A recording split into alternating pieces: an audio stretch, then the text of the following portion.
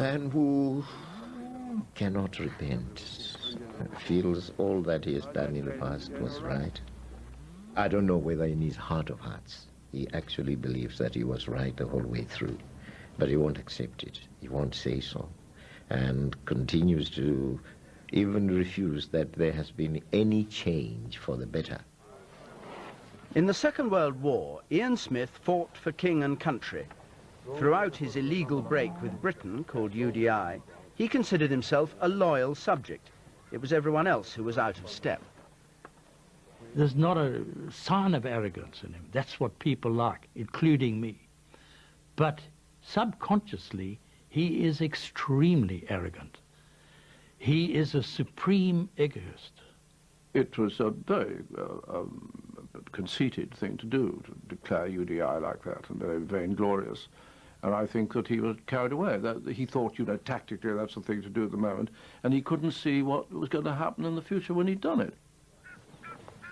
In spite of the suffering Smith inflicted on Rhodesia, his opponents show little bitterness towards him. His word seems to me to be his bond. He likes to do the right thing. But to him, the right thing is what is good for the white man. If you are a fair-minded person, you cannot say, Smith, go home. Where? Where is home?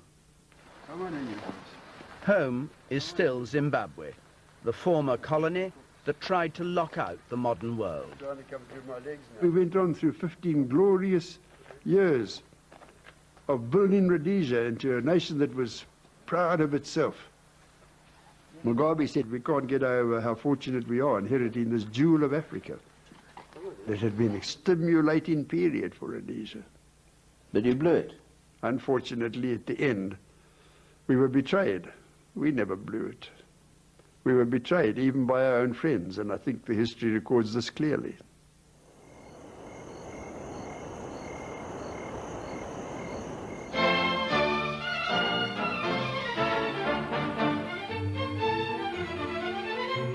Led by Cecil Rhodes, white settlers had carved out Rhodesia by force at the end of the 19th century. They believed they could hold on to what they'd won, but they were living in a time war.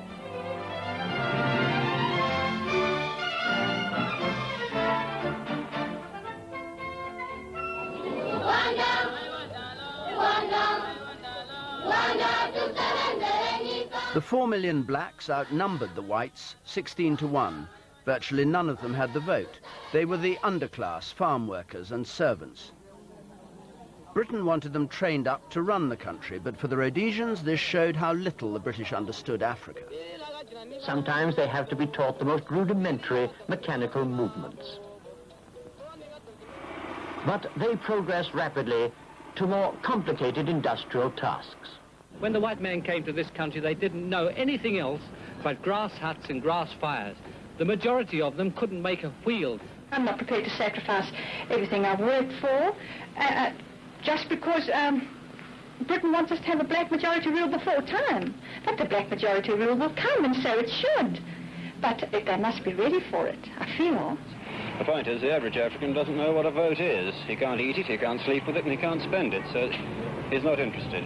They must evolve naturally. We cannot by law turn around and say, today you are educated, you are fitted to run this country, because they are not.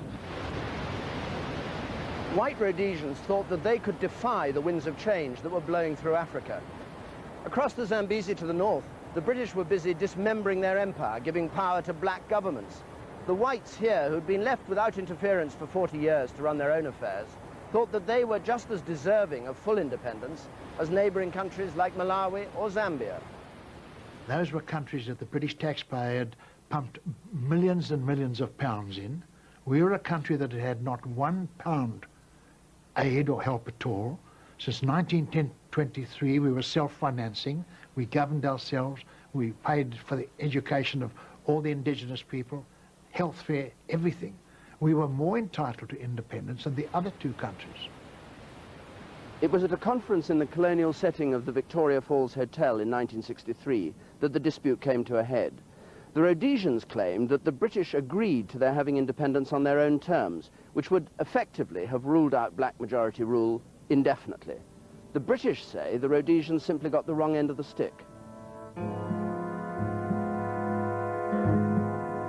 The confusion arose because Malawi and Zambia wanted to break away from a 10-year-old federation with Rhodesia, and all three colonies had to agree to it. Rab Butler, the Conservative minister sent out to broker the deal, needed Rhodesia's support. Ian Smith maintains that to get it, Butler privately offered them full independence too. Rab Butler used very flowery language, typical of diplomacy and Foreign Office talk. And when I said, "Can we now have this in writing?" he quickly replied, "Oh no, we never do these things that way. There is trust between us, members of the British Commonwealth. We have never put this kind of thing in writing." The Rhodesian politicians thought they had this assurance from Rab, but Rab has categorically denied it. Well, it was a typical piece of treachery by the British government. Deceit, diplomacy. There's no doubt. It's obvious. It's absolutely clear. And I was suspicious at the time because I asked for it in writing. I was the only one. Rab Butler did put something in writing that evening. It was a secret telegram that he sent to 10 Downing Street. In it, he acknowledges that the Rhodesians are impatient for an answer about independence, but says that he had left the situation completely open. It's the exact opposite of what Ian Smith claims he put in his diary that night. When Smith became Prime Minister the following year, he was determined to get independence for Rhodesia. If Britain wouldn't agree, too bad. In Whitehall, they tried to get the measure of a difficult customer. A character sketch reported, "He's simple-minded, politically naive, with a boy's own paper ring to his patriotic utterances." But his pedestrian and humourless manner could be misleading, and he should not be underrated. Slow! March! In January 1965, Sir Winston Churchill died. Uncarriage your closed rank. World leaders gathered in London to pay tribute. Closed rank. It gave the new Labour Prime Minister, Harold Wilson, his first chance to test the Whitehall portrait of Smith against the man himself. Ian Smith came to that funeral, having fought with the RAF during the war. Churchill was one of his heroes, and he wanted to be at his funeral. The government, Harold Wilson, took advantage of that to try to encourage him to come and to make arrangements for serious talks with him. In St Paul's Cathedral, Ian Smith found himself cheek by jowl with his opponents. A few rows behind him was the former Conservative minister Rab Butler, whom he'd accused of treachery. Across the aisle, the Prime Minister, Harold Wilson, determined to frustrate his rebellious plans. The funeral was a solemn moment. What followed came close to farce. Ian Smith was invited at Harold Wilson's personal insistence by the Queen to the luncheon buffet that took place after the funeral service, and I'm told that when he got a proper motorcycle escort for this, and as they swerved professionally into the courtyard of Buckingham Palace, they looked back and they no longer had the Prime Minister of Southern Rhodesia in tow. He'd gone straight up Constitution Hill, and it was an hour before his absence was noticed. Why Smith failed to appear has remained a mystery ever since, though Smith himself detects a snub by Wilson. He tried to keep me out of the way, so much so that I did not receive my invitation to go to Buckingham Palace for the lunch afterwards. Smith had his invitation in his pocket. His High Commission told us that he had his invitation in the pocket, and he chose not to go. Why? Not the slightest idea. It was the sort of wriggly man he was. And is it all tied up with his desire, I suppose, to be there and not to be there, and not to be seen to be hobnobbing with anybody else. I don't know. The chap who ran government hospitality, who was an old friend of mine, a retired brigadier, and rather of a choleric disposition, he was dispatched to bring Ian Smith back. He found him in the hotel where he was, having a separate lunch there, because I think he was frightened to go and mix with the rest. And he was brought back under escort. I was having my lunch when the Queen's equerry arrived. It said the Queen had sent him to fetch me and bring me to Buckingham Palace. Well, of course I went. I think the brigadier sort of drew himself up and said, "Sir, I have it in the Queen's command." She couldn't have been kinder and more gracious when I arrived, went out of her way to come and greet me. The confusion continued after the palace lunch was over. Smith was invited to talks at 10 Downing Street. He knew his party at home would sniff out any hint of compromise, so it suited him to keep the meeting secret. When it became known, he blamed the subterfuge on Wilson. We went to 10 Downing Street, but specifically at Wilson's request, we didn't come in the front way because there were press and people like that. There was a back entrance, and the driver knew where that was and took us there, so we came in the back entrance. He certainly insisted on coming in and out of number 10 by the back door, by the garden gate. I suppose he didn't want it known that he had been to see Mr. Wilson. He later had talks with both the Canadian Prime Minister, Lester Pearson, and with Bob Menzies, the Australian Prime Minister, and to both of these they said, "Well, you've talked with Harold Wilson." He said, "No, I've not seen him at all."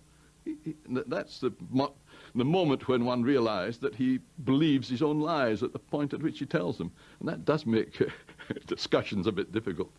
Zimbabwe must be free. Zimbabwe must be free. In Rhodesia, under colonial rule, the vote was only given to those who qualified by education or wealth. That excluded most black people.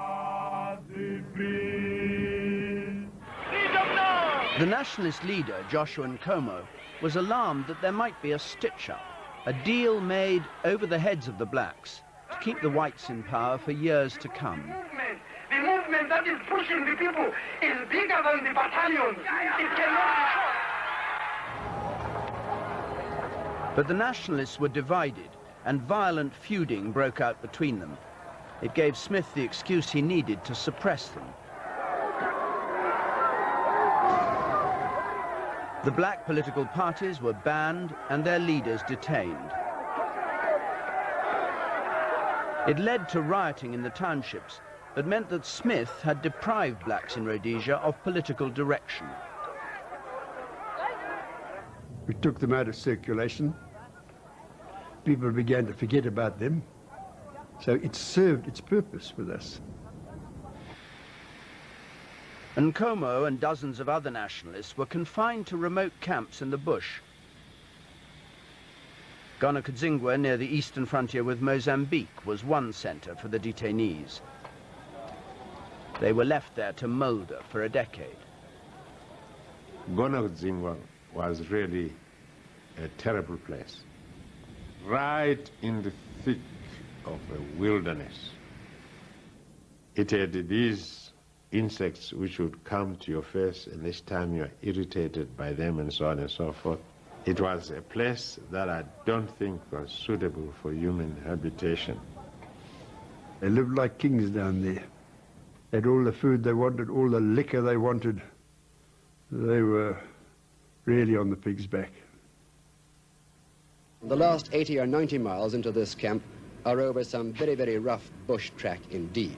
So although the restricted people are now allowed to have visitors, it's unlikely that they'll have many. And in fact, we are amongst the first to come here. Mr. Nkomo, what do you feel Britain can do in the circumstances? Well, Britain should call a constitutional conference to be attended by representatives of all representative political parties, that is, African and European. Back in London, Wilson and his government were floundering. His majority in Parliament was precarious, and his cabinet uncertain how to head off a rebellion by white Rhodesians who had friends and relations in Britain. Should they send troops, arrest Smith, occupy the country? Harold equivocated terribly. He was frightened of what he used to call the kith and kin argument, which he said the opposition would use at the slightest opportunity. The cabinet was being advised by defence chiefs that any military action would be hazardous. But there were also murmurings from serving officers uneasy at the prospect of taking on their Rhodesian counterparts. I remember Jim Castles did warn me, he was the chief of the General Staff at that time, the head of the army, that there would be real difficulty. In what terms did he put that? Well, he just put it that way. I'm not a fool. I knew what he meant. Yes, you have to be a little bit racial. Could you really send British troops into action against people they had fought alongside in World War II? I said, tell them to keep their traps shut. And I'm not going to have this sort of chatter. Public chatter would be mutiny, or the threat of mutiny. This is a political matter of which politicians take decisions and not the military. I didn't add, of course, that a wise politician takes notice of the views of the military on these issues. After a week of talks, Smith rejected the deal. John, put your head down. Have you made any concessions at all, Mr. Smith? No, we Rhodesians don't concede. Clear the way, please. No rest peacefully. This way, please, Mr. Smith. Thank you. The talks had failed, and both Smith and Wilson took their case to the public. I want to report to you tonight about the very grave situation in Rhodesia. We are told that we cannot be master in our own house. A Rhodesia which took its independence by unilateral action, without the authority of Parliament, will be acting illegally in a state of rebellion, and we would have to act accordingly. The British government has allowed our case to deteriorate into this fantastic position, almost comical, if it were not so tragic. I can do business with Ian Smith, and I recognize his great sincerity, even though I disagree with him, even though I feel we're living in different worlds, almost different centuries. Perhaps there was something in that, because we were part of old Britain, the old empire, as opposed to the Commonwealth, where there was trust and people honored their agreements. I know I speak for everyone in these islands, all parties, all our people, when I say to Mr. Smith tonight, Prime Minister, think again. Did you think again? No, because we'd given the matter so much thought. We'd made up our minds, and we'd gone so far there was no going back. 2 weeks later, Wilson followed Smith to the Rhodesian capital, Salisbury. It was a last-minute attempt to stave off independence, and the sort of dramatic gesture he always enjoyed. Hours before Mr. Wilson's aircraft was due at Salisbury, thousands of Africans had swarmed to the airport. They were convinced that the British government is behind them in their demands.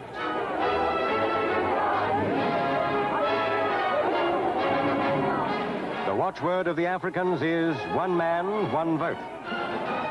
I felt this was the last throw in the game. I'd for long believed that they intended to take their independence, and that it was a sort of Greek tragedy playing itself out. Rhodesian Premier Ian Smith was not there to welcome Mr. Wilson. The Prime Minister told the press, "It would have been wrong for me not to come to try to solve the problem." But Wilson had no strategy for preventing UDI, the unilateral declaration of independence, and only one apparent tactic. talk and more talk.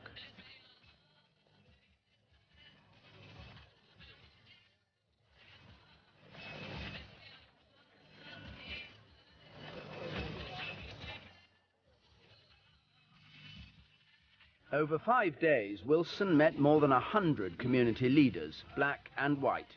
He spoke to everyone who mattered and pleased no one.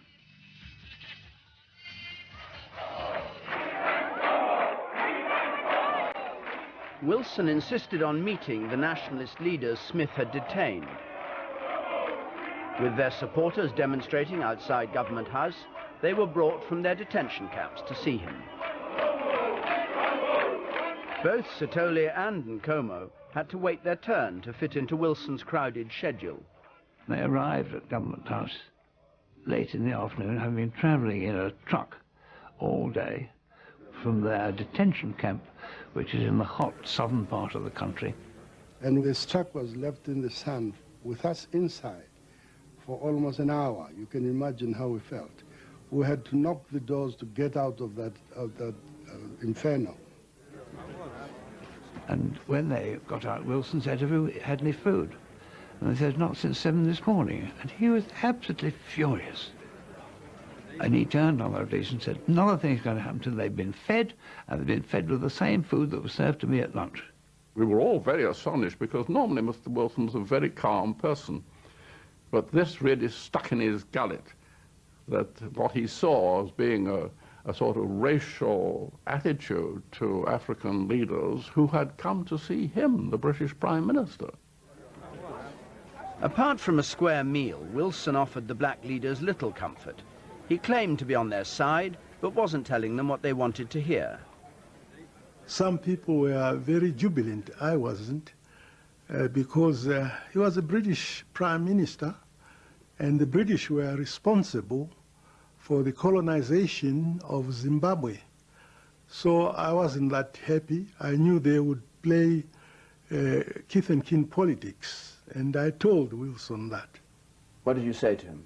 I said, "You are not here to do us real justice. You are merely pretending." Hovering in the background was a supporter of Sithole's who would come to play the key role in Rhodesia's history, Robert Mugabe. We didn't get from Wilson the assurances we wanted. We asked him, would the British government use troops? He said no. Then we knew that the UDI would take place. And we said, why won't you use troops? He said, oh, because the British public won't stand for it. And I remember a question being asked by Edson Drobo. Are we negotiating with the British public? Exactly like that. There was a gulf between what the nationalists and their supporters were fighting for and what Wilson was offering. He thought any transition to black rule should be gradual. The black leaders wanted it straight away, just as the British High Commissioner had predicted. They both said exactly the same thing, that it's the duty of the British government to install us as the government of Rhodesia without delay. No question of any gradualness, no question of any political apprenticeship. That was the British government's duty, full stop. I don't think Rhodesia at this moment is in a position, because it's so tragically divided and because of this bitterness, to have majority rule, one man, one vote tomorrow. I do say that where Britain has ruled, we have brought them along to self-government. In areas where a different philosophy, a kind of white settler overlordship has ruled, there is much less evidence that they are ready for self-government. He listened to them patiently, tried to persuade them that, you know, there was you couldn't do everything overnight, that you had to learn the trade. Oh, no, we've got plenty of white civil servants here. We don't need to learn about government. And I mean, he didn't make any impression on them at all. It was a good thing, because after meeting them, he became closer to us than he did to them. He couldn't get over how unreasonable they were. So we didn't lose out on that. Wilson had failed to placate the blacks and had no more success with the whites. He handed Smith a letter from the Queen, hoping to appeal to their loyalty. Smith turned it to his own advantage. It is a message from that gracious lady our Queen. I would like to read it to you, because although it is addressed to me, it is a message to the people of Rhodesia. And she says, "Dear Mr. Smith, I have followed the recent discussions between the British government and your government with the closest concern. And I am very glad to know that Mr. Wilson will be paying you a visit. I earnestly hope that your discussions will succeed. I should be glad if you would accept my good wishes and convey them to all my peoples in your country. Yours sincerely, Elizabeth R." The Rhodesian leadership was deaf to lectures from Britain about allegiance. I upset Harold Wilson, I'm afraid, because he turned round to Ian Smith and he said, "What about your loyalty to the Queen, to the Crown?" And I'm a little bit hot-tempered occasionally, and I burst out, which I should not have done, perhaps, and I said, "Loyalty? You're talking about loyalty? We got 13 cabinet ministers on this side of the table, and 12 of them were in the forces supporting Britain during the war. And those of us from South Africa were volunteers. We weren't conscripted." And I said, "What have you got on your side of the table? What did you do during the war?" Well, he did nothing. He was in the supply department in office. So that upset him. And Ian Smith had to apologise for me, and he said, "Please forgive Mr. Mustard. I've just recently appointed him. He's a brand new minister." Wilson was now under personal attack, and not just from the whites. Both sides were questioning his loyalty and patriotism. Harold Wilson's present visit to Salisbury is regarded by the 4.5 million people of Zimbabwe as a treacherous one. For never in the British colonial history has a British Prime Minister crawled on his belly to go and parley and discuss with a rebel. We expect nothing else from this visit except another Munich. We are going to be loyal to the Queen, and we've made our position very clear to the British government and to the Queen that we will uphold law and order. After all, let's remember, Harold Wilson was the leader of the Labour Party. And the Labour Party, I don't know, you can correct me, has never won a war in Britain. It requires the Conservatives. They are the people that will rally the British if they go to war. I strongly believed that if it was a Conservative Party in London at that time running, Ian Smith would never have dared, because they were going to blood him up. Blooding up had been ruled out. Wilson tried a little buttering up instead. He said to me it would be one of the happiest occasions of his life if he could make an agreement with me. He said, "My dear friend, Ian, we were on Christian name terms." He said, "It's easy for you to come to an agreement with me," he said, "but what you've got to do is to give me an agreement which I can sell to the rest of the world and the OAU. It's not just for you and me." He was right on that point. Well, I'm not sure that he was. I said to him, "Why have you got to sell it to the OAU? They're a bunch of communist dictators, aren't they? Surely the British government should be above that." No, he said, "I could never get away with that." Any hint of intimacy was dashed when Ian Smith played host to Harold Wilson and his party, an evening no one present would ever forget. It degenerated, really, into a sort of rugby football club annual dinner, and had hardly the soup been cleared when stories started to be circulated, rather off-colour stories and so on. And then, as the sort of pièce de résistance, His Grace the Duke of Montrose, known as Lord Graham, he was the great funster of the party, and he was persuaded to dance. Angus Graham set the tone. He was a great raconteur and a teller of jokes. So Angus took the floor and told them a number of jokes which were quite hilarious. But I could see they weren't enjoying it because it wasn't the sort of thing they wanted. The dance, considered a sort of very gyratory, and mock erotic, but the central feature was that he put a penny between his buttocks, and the secret was to keep the penny between his buttocks all the time he was gyrating. And no business was conducted at that meeting, whatever. He had a coin that he played around with, and between his bottom and his fingers and his hands, and nothing filthy, just funny. Harold Wilson came back really rather furious. He was both disgusted, quasi-amused, but felt that, you know, time had been lost. Here he was, he'd come 6,000 miles to Salisbury in order to try and conduct business with everybody in Salisbury, and here was a total evening wasted. They were people with very considerable capacity to organize themselves for an effective rebellion, as it turned out. And I think we misjudged that, and to some extent that kind of episode was one of the sources of what clearly, as the time went on, was a misjudgment. Perhaps a greater misjudgment was Harold Wilson's decision just before he left Salisbury to fly home to London to spell out his own tactics. He'd already told the black nationalist leaders in private that there was no question of Britain using force to prevent UDI. He now said the same thing in public, effectively throwing away his trump card.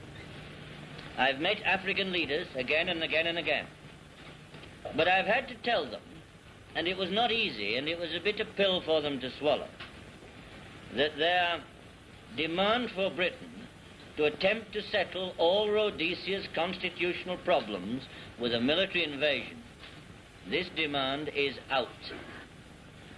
And if there are those in this country who are thinking in terms of a thunderbolt hurtling from the sky and destroying their enemies, a thunderbolt in the shape of the Royal Air Force, let me say that thunderbolt will not be coming.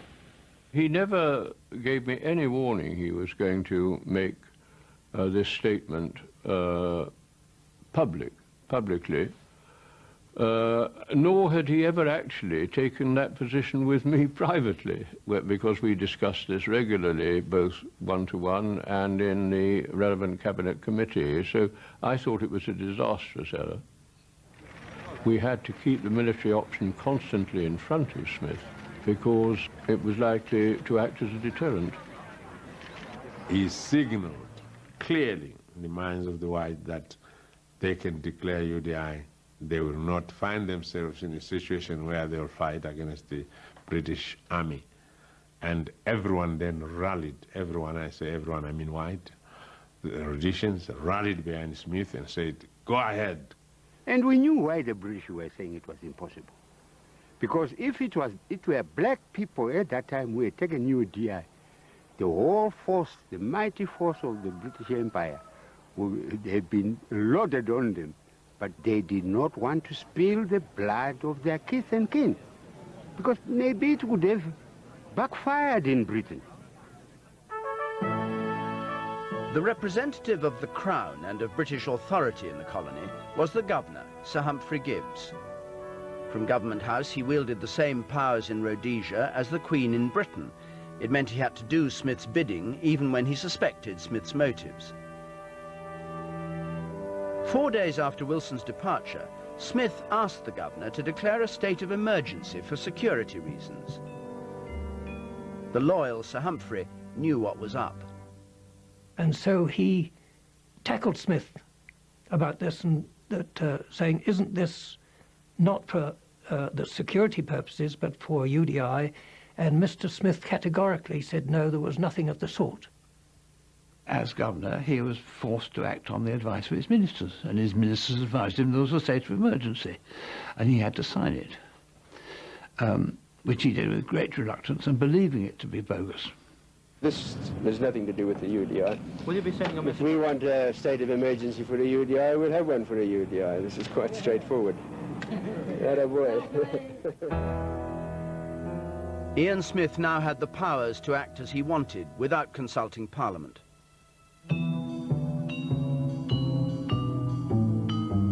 Thursday, November the 11th, 1965, Armistice Day. The previous night, Smith's cabinet had finally decided to go for UDI. Smith told them to sleep on it and meet again in the morning. In London, Wilson was up all night trying to reach Smith by telephone, but it wasn't until just before dawn in London that he got through. Smith's cabinet was already in session. The entire call was recorded and transcribed. On page after page, Wilson flatters Smith, cajoles him, pleads for time. Smith barely speaks. At one point, Wilson says how close to a settlement they are and seems upset when Smith disagrees. Apparently, Ian Smith remained very calm, very friendly, but obdurate. I thought the Rhodesian cabinet had already decided things had gone too far and so on.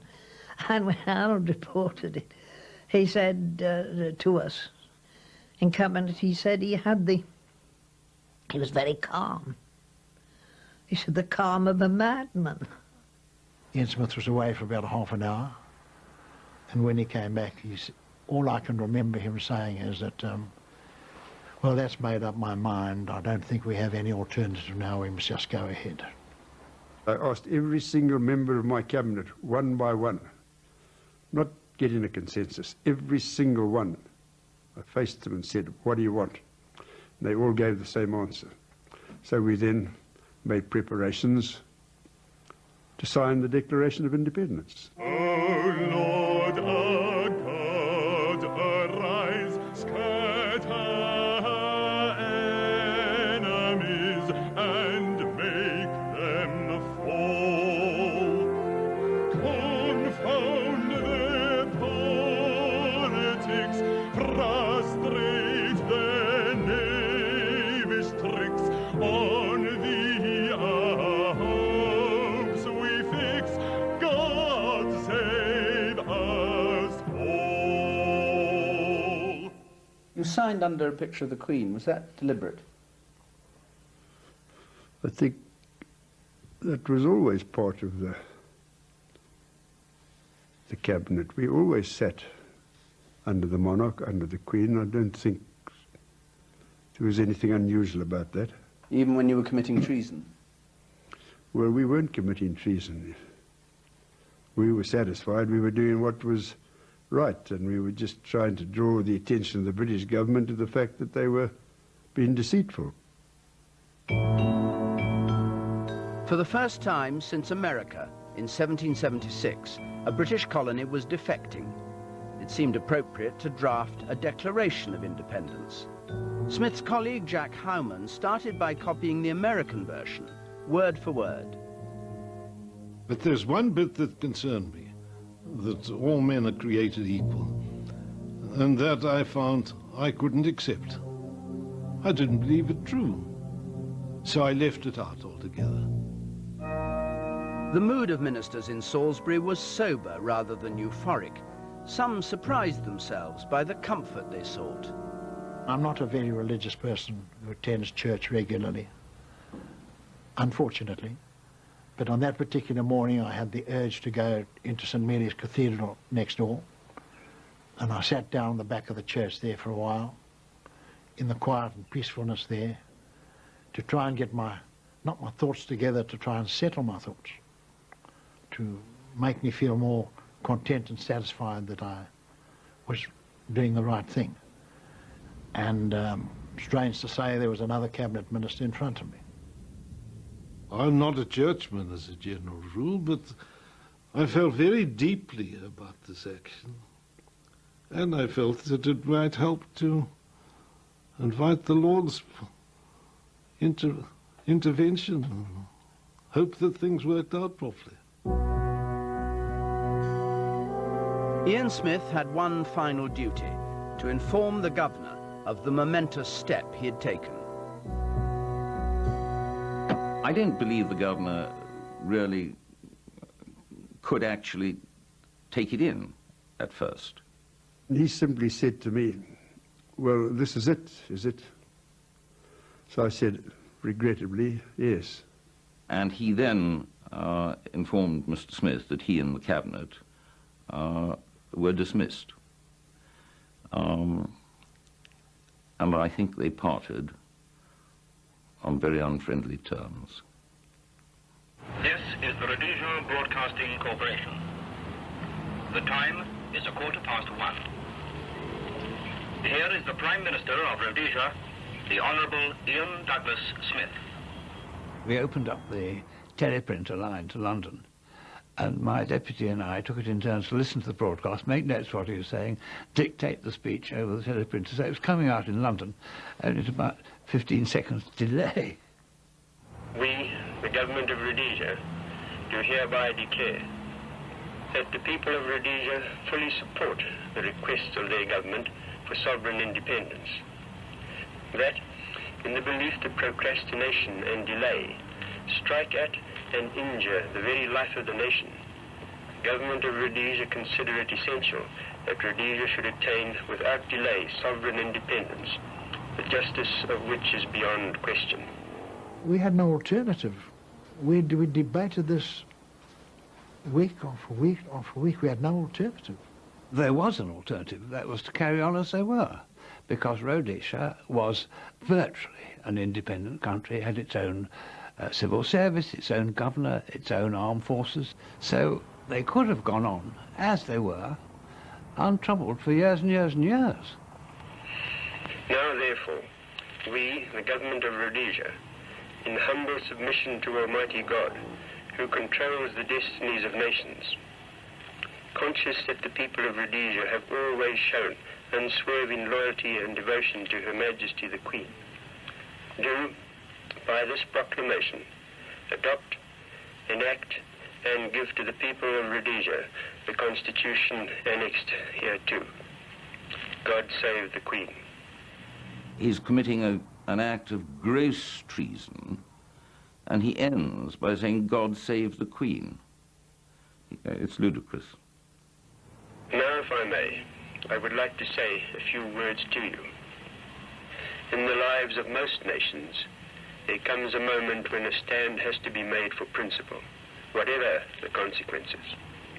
This moment has come to Rhodesia. I thought he was a mad person. I thought he was working against the interest of the people he purported to be serving. I thought at that time, when time comes, the white men will go out of Rhodesia through the window because they'll have no time to get to the door.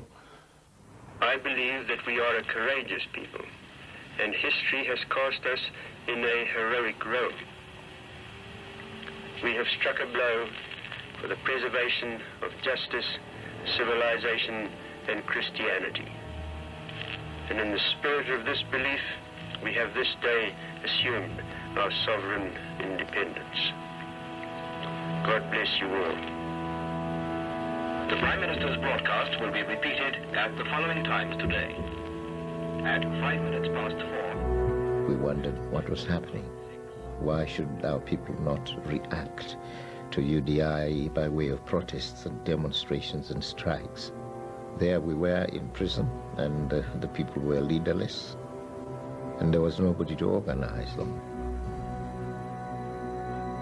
When I made my broadcast to the nation, I was emotionally upset. My wife said she'd never seen me quite so upset. I said, I just want to go to my room and lie down. And she wouldn't let anybody else come and see me that day.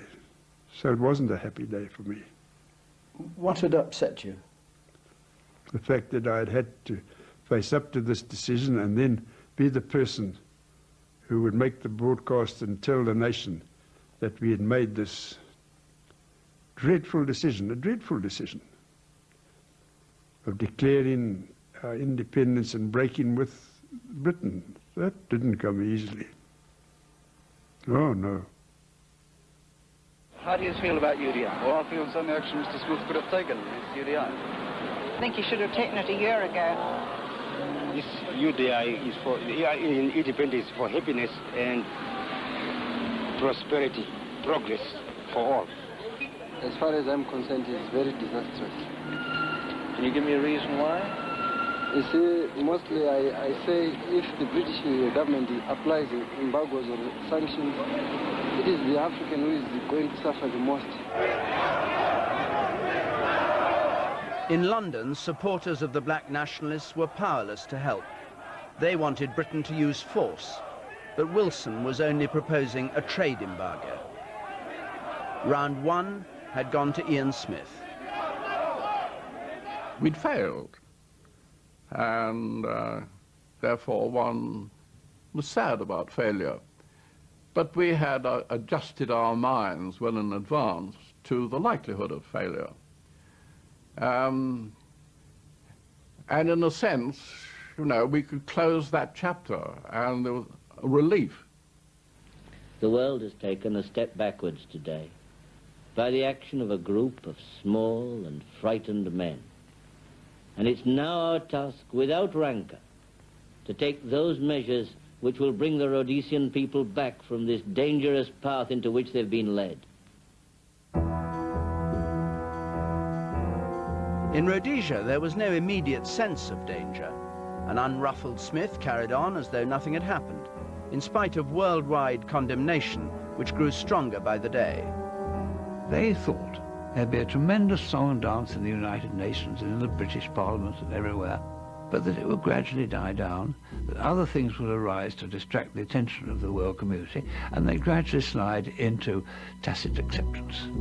They couldn't have been more wrong. Nobody in the wildest dreams would have thought that it was going to go on till 1980 and there'd be a big war and finish up in disaster. The man once dismissed as simple-minded and naive had outmaneuvered Harold Wilson. But it was Wilson, not Smith, who better understood what was to come. Many innocent people, men and women and children of all races, black and white, could lose their lives. It's a nightmare with which I have to live, that this could be enacted on British soil in Africa.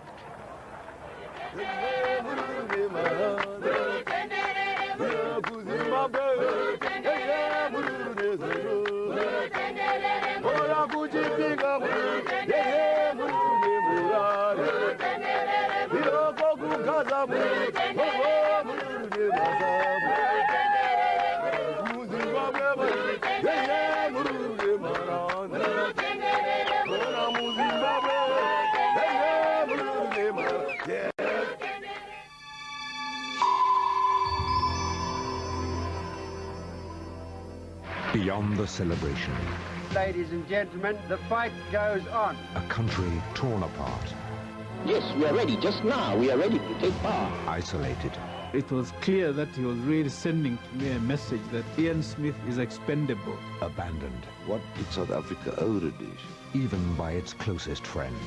To come and say that we betrayed him. No, he betrayed us. How the tide of rebellion turned. Next Sunday at 8. BBC Two.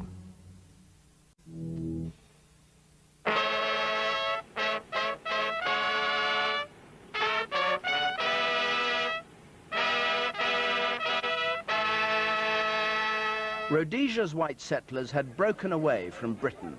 They'd followed the example of the Americans back in the 18th century. Hello, Mrs. Squirrel, how are you? Rhodesia was now an illegal state. Its Prime Minister, Ian Smith, committed to white rule. The only black leaders he was prepared to entertain were the traditional tribal chiefs. Oh, here's Chief Chirao. Good morning, Chief. Morning. How are you? You all right? I'm all right, sir. I see they've had good rains in Matabele now. Yes, sir. Very good rains, yes. Very good, yes. Oh, the Fine, then. Matabeles will all be smiling when they come. The most popular host at garden parties in Salisbury used to be the governor, Sir Humphrey Gibbs. He was now a virtual prisoner in Government House. Smith had cut off his telephone, confiscated his car, and stopped his salary. He had become a non-person. Do you intend to evict the governor by force if necessary? The governor? Yes. We haven't got a governor in Rhodesia anymore. Privately, it was a different matter. Smith was keen to keep in touch with the British government as long as it could be done in secret. And Gibbs was his point of contact. The illegal Prime Minister and the governor used to meet in Gibbs's study at Government House. But in order that no one should suspect anything, Smith always arrived under cover of darkness. He came on foot to the bottom of the grounds and was met there by the governor's ADC. He would come over the fence, where I would meet him and lead him down winding paths at dead of night to the governor's study. This was all very secret. It would have done Ian Smith no good nationally if it seen that he was, in fact, talking to the man whom he had dismissed and, in effect, put under house arrest. This kind of double-dealing became a way of life during Rhodesia's rebellion. No one could be trusted, as Ian Smith found out at the hands of his closest friends.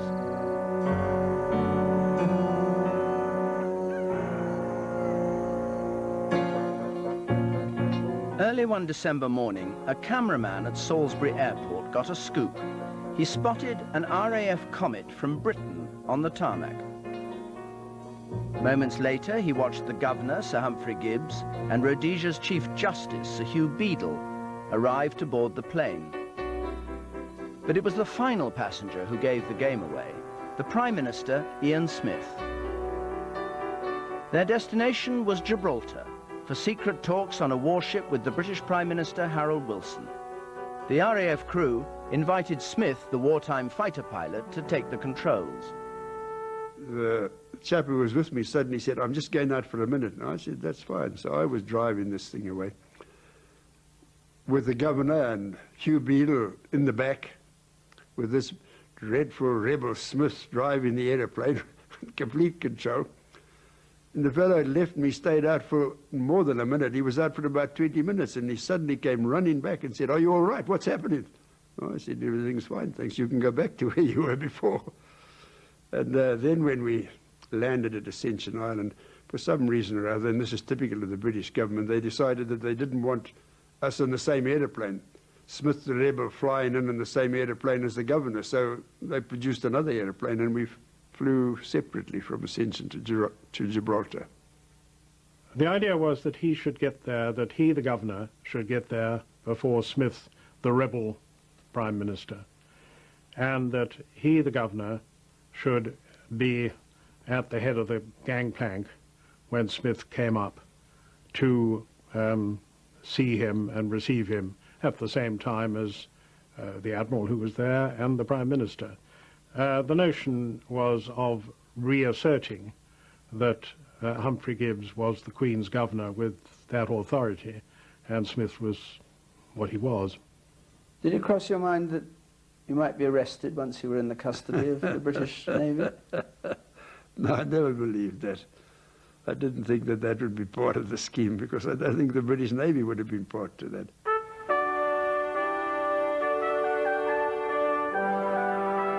They woke up next morning to find themselves steaming through the Western Mediterranean aboard the cruiser HMS Tiger. The British plan was to put pressure on Ian Smith by isolating him at sea. They went out of their way to treat him like a rebel. The Prime Minister had the Admiral's cabin, the Governor had the Captain's cabin, and both those had large day cabins. And that meant a big bedroom, as would be described in a house, and a big sitting room and a bathroom. Ian Smith was to be given a very small sleeping cabin, perhaps 9 foot by 6 foot, with just room for a bunk. He'd sort of put us into the second-class quarters, that kind of thing. It didn't worry me. Where in the name of heaven does it worry me? I had a bed and I slept. But he had better quarters, sure. I think there was a consistent attempt to, perhaps to demoralize them a bit. While we were putting the conference table together for the wardroom, I was asked if I could provide 2 chairs, one for Wilson, one for Gibbs, which would be higher than the others and with arms, so that Smith wouldn't have one. At first, it looked as though a settlement could be swiftly agreed. The Rhodesians would promise steady progress towards majority rule, but the British wouldn't insist on a deadline for bringing it in. The sticking point was how to end the rebellion. Wilson insisted that before getting legal independence, Rhodesia must submit to British control under the governor's authority. Smith suspected this was a trap. During a pause in the discussions, the Rhodesian Prime Minister was invited to the petty officers' mess. It was the chief petty officer who held up his glass and said, "Here's to Rhodesia." So, you know, I sort of looked around, but it was serious, and we all drank to Rhodesia. And he then said this to me, and it's still very clear in my mind. He said, "You look surprised. You don't have to be surprised. Yet I want to tell you that the complement of this ship is, whatever it was it 678, some such number as that?" He said, "I want to tell you that 676 are behind you. The other two buggers have gone overboard long ago." Those are the very words that he used to me. What happened next is still disputed more than 30 years later. The British thought they were on the brink of a deal. Naval officers remember the mood of optimism. I was told on the last afternoon that agreement had been reached and that we were to steam back to Gibraltar. All restrictions were lifted on the Rhodesians. They were shown round the ship. We all had tea together, and all was sweetness and light. Everybody was very friendly and very cheerful, including the Rhodesians. The mood changed abruptly. Smith received a coded telegram from Salisbury, and his attitude seemed to harden. He was now refusing to sign any deal before consulting his cabinet, and that meant flying home. Oh, Wilson wouldn't have that. You've got powers to sign. I told you that you had to have powers to sign, and you said you'd got them. Smith says he'd never intended to sign. He was just being helpful by offering to find out what his cabinet thought. Well, I said, if they all agree, that's for them to decide. But I said, in all honesty, I must tell you that it is unacceptable to me. HMS Tiger was now approaching Gibraltar. Wilson gave orders that Smith wasn't to leave the ship. I was asked to see that all boats were sent away from the quarterdeck gangways, and armed marines were posted. By this time, I said to Ian, let's get out of here. Otherwise, we'll find ourselves in the bloody tower. Smith finally disembarked, leaving a signature behind. But it was not on an agreement, only on a record of the discussions. Once back in Salisbury, his cabinet took all day before telling Wilson his proposals were repugnant. Tiger was dead. And so, as you will no doubt have guessed, ladies and gentlemen, the fight goes on.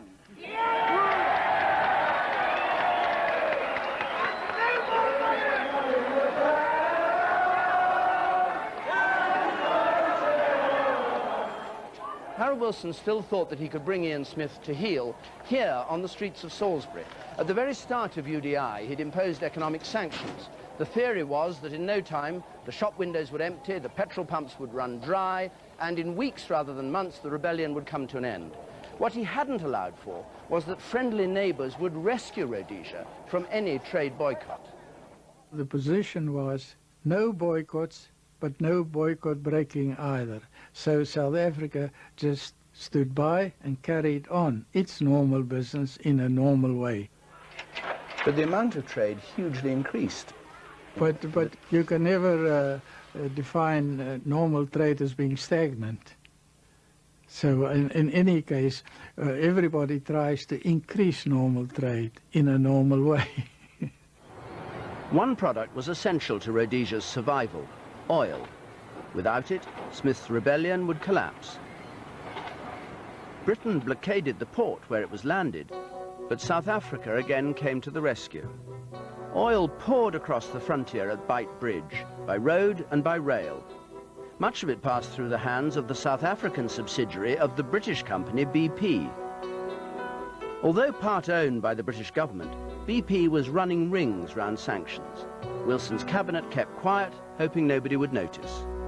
to have gone out of our way to describe to everybody where the sanctions were flawed, we'd simply have encouraged the rebellion in Rhodesia. It would have been a very, very self-inflicted wound. Rhodesians needed no encouragement. With South Africa's help, they were getting round sanctions. Petrol was now so plentiful that rationing was abolished, and the rebellion looked set to last not weeks, not months, but years. This time when we tolled the bell of independence to mark the fact that yet another year of our independence has passed, another successful year.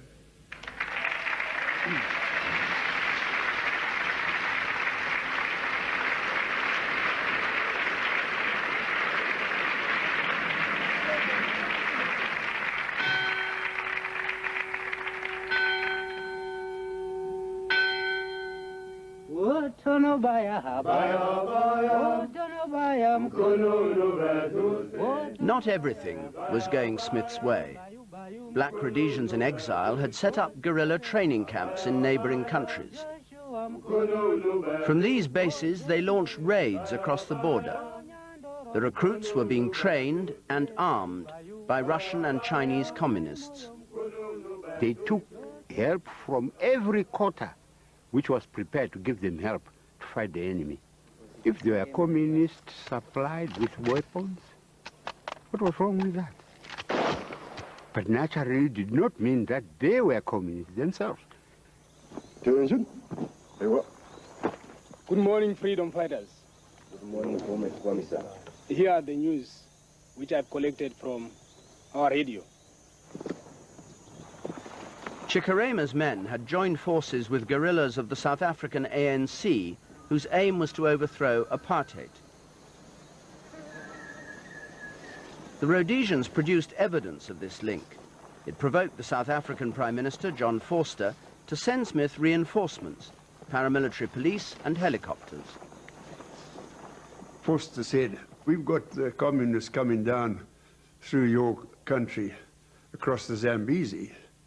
The terrorists to our part of the world. And he said, the further north we can hold the line against communist encroachment down the continent of Africa, the better. The essential help was helicopters and light aircraft. And of course they were our supply lines. All our ammunition and everything came from them. So we were completely dependent on their help. I'm the South African Police Liaison Officer.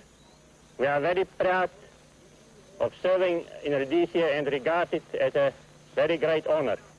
And we have no doubt that in our combined effort,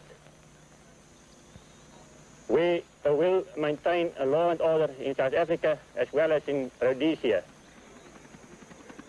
The two white governments had united against the black threat. The Rhodesians were glad of the extra numbers, but were skeptical of the value of urban South African police in a tough war in the bush. I must be honest that they were in no way fitted to fighting a guerrilla war or counterinsurgency operations in any way.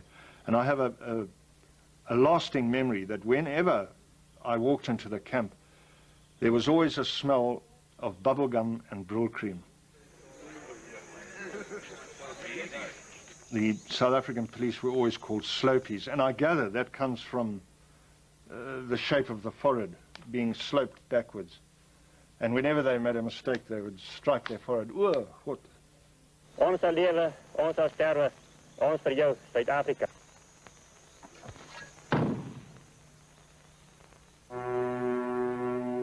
The divisions on the black side were far more serious. In the early years, the liberation movement ZAPU had been united under Joshua Nkomo. But even before UDI, cracks had begun to show. We felt Nkomo was too moderate for the situation. We felt the situation needed dynamic action. Sithole led a breakaway party. ZANU was committed to armed struggle. One of the last to defect was Nkomo's publicity officer, Robert Mugabe. Would you be ready to take power immediately? Yes, we are ready. Just now, we are ready to take power, and we feel... I was the last really to abandon Nkomo because I didn't want disunity. I wanted us, if there was any change, to have that change within ZAPU. And I was the last, and even Nkomo said, and Mugabe too, had two Mugabe. That was one of my happiest days in life, because we have this man here with us. It was Mugabe sitting on my left. Today, the man who has always been very difficult to extricate from Nkomo, today he is with us away from Nkomo. The black nationalists' first victory wasn't won on the battlefield. In 1972, they overturned a deal Smith had struck with the new Conservative government in Britain. It would have increased the number of black MPs, but kept the whites in power for many years. First, it had to be accepted by the majority black community, and when they were asked their opinion, the answer was clear. But the No campaign couldn't be run by the nationalist leaders. They were all in detention or exile. They'd been forced to choose a figurehead who was still at liberty. So they said, what better to do than to utilize the first black bishop in Rhodesia, Muzorewa. Muzorewa declined. Said, no, I'm a churchman, don't involve me in these things and so forth. I'm very thankful, you know, if you are impressed. No. Send out another communication, insisting. Muzorewa declined. Send out a third, and he accepted. See, I was bishop of the church already, and I don't need any more responsibilities. But for some reason, I want to believe that reason was they heard my pronouncements in the pulpit.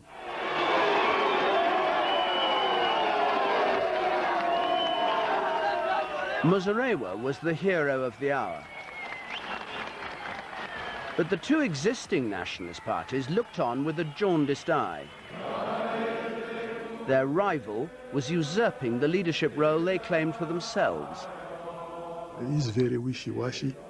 He hasn't the character to carry any nation on his back. No, no, no, no.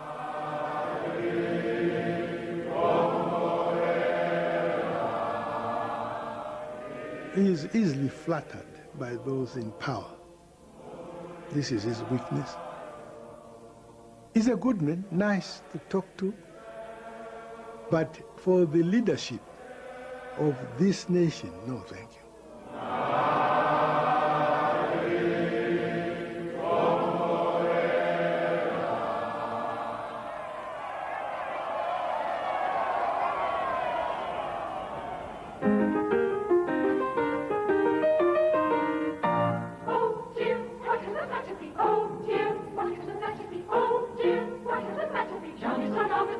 Over the next few years, white complacency was ruffled by winds of change from east and south.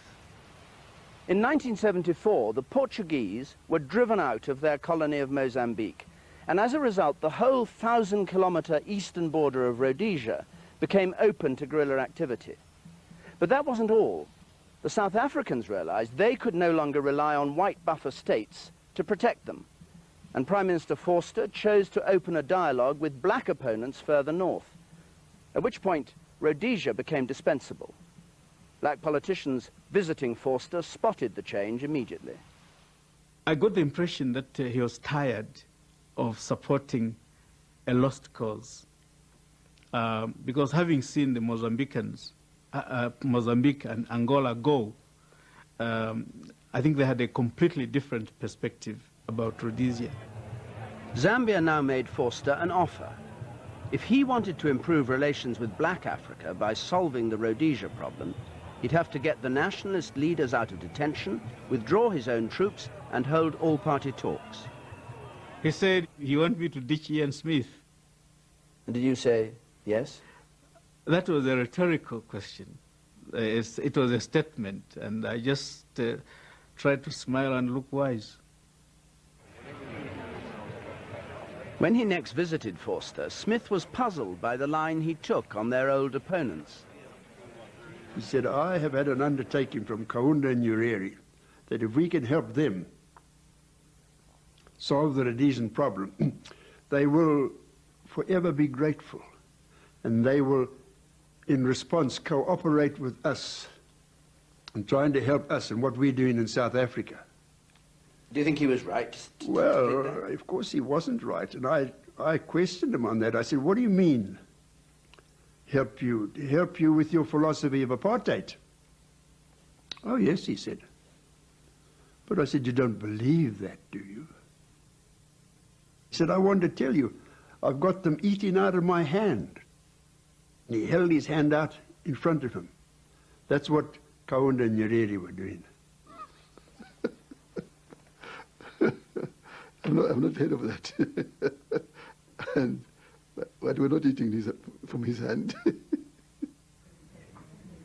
The leaders of the two white powers in Southern Africa seemed publicly to be close partners. In private, their relationship was breaking down.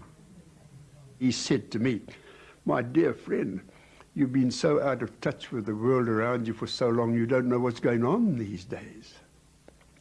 And I said, perhaps I shouldn't have, because I think it was provocative, I said, you know, under your philosophy of apartheid, you've been so far away from black people and their thinking for so long, I don't think you understand what goes on in the minds of black people, even in your own country. He didn't like that, I could see it. Smith thought he knew better. The black leaders had been locked away for 10 years, and he assumed they were no longer a danger. When Forster asked him to set them free for talks in Zambia, he agreed. But he couldn't resist going to the airport to crow over them. He first came and attacked Joshua Nkomo left, right, and center. I was quiet.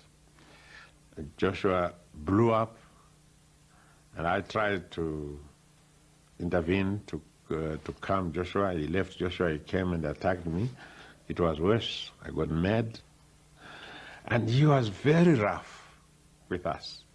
Up to now, I don't know what he wanted to achieve. But what I suspect is that he wanted to know whether the detention had cowed us down.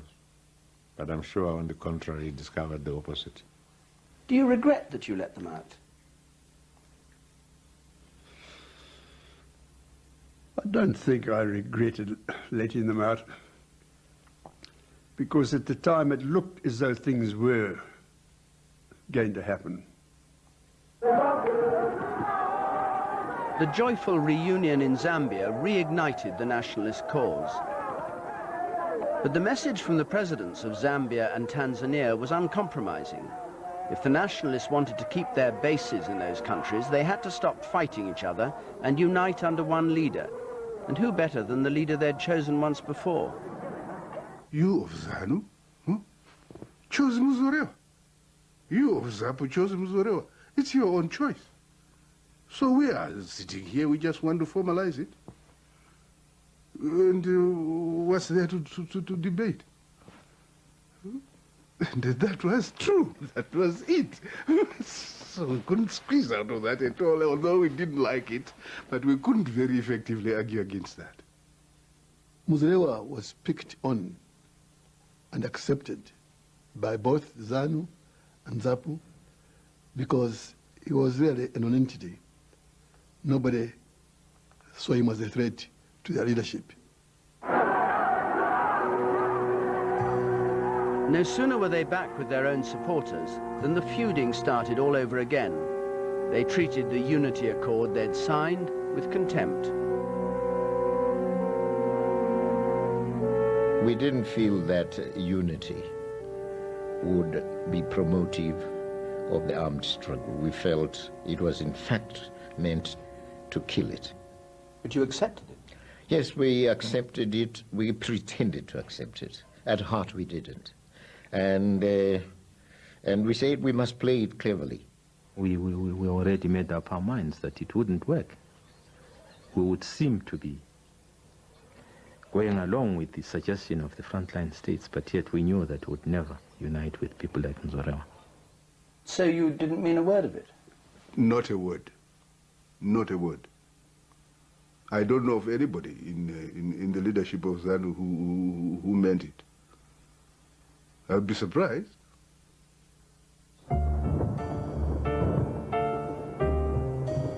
Forster now moved on to the second part of his bargain with the Black States. It was August 1975. Without telling the Rhodesians, he pulled out his police patrols on Rhodesia's frontier with Zambia. Just before daybreak, Smith's telephone rang. It was the Secretary of the Cabinet. He said, I've just had a message from the Army Chief to say that the South Africans are pulling out. No, I said, I don't believe that, because Forster told me that he wouldn't ever do anything without first consulting with me and putting me in the picture. So I said, you better check again. No, he said, I want to tell you that the vanguard is already at Bight Bridge. They've been traveling through from early in the evening. He said, clearly the intention was to do this in the dark in the hope that we wouldn't hear about it. It was vital for Zambia to have these security forces from South Africa out. And that would achieve what we needed very badly, stretching Ian Smith's forces to the very limit. It had one hell of an effect. It's like suddenly, you know, stretching your elastic a little bit further. It didn't stop there.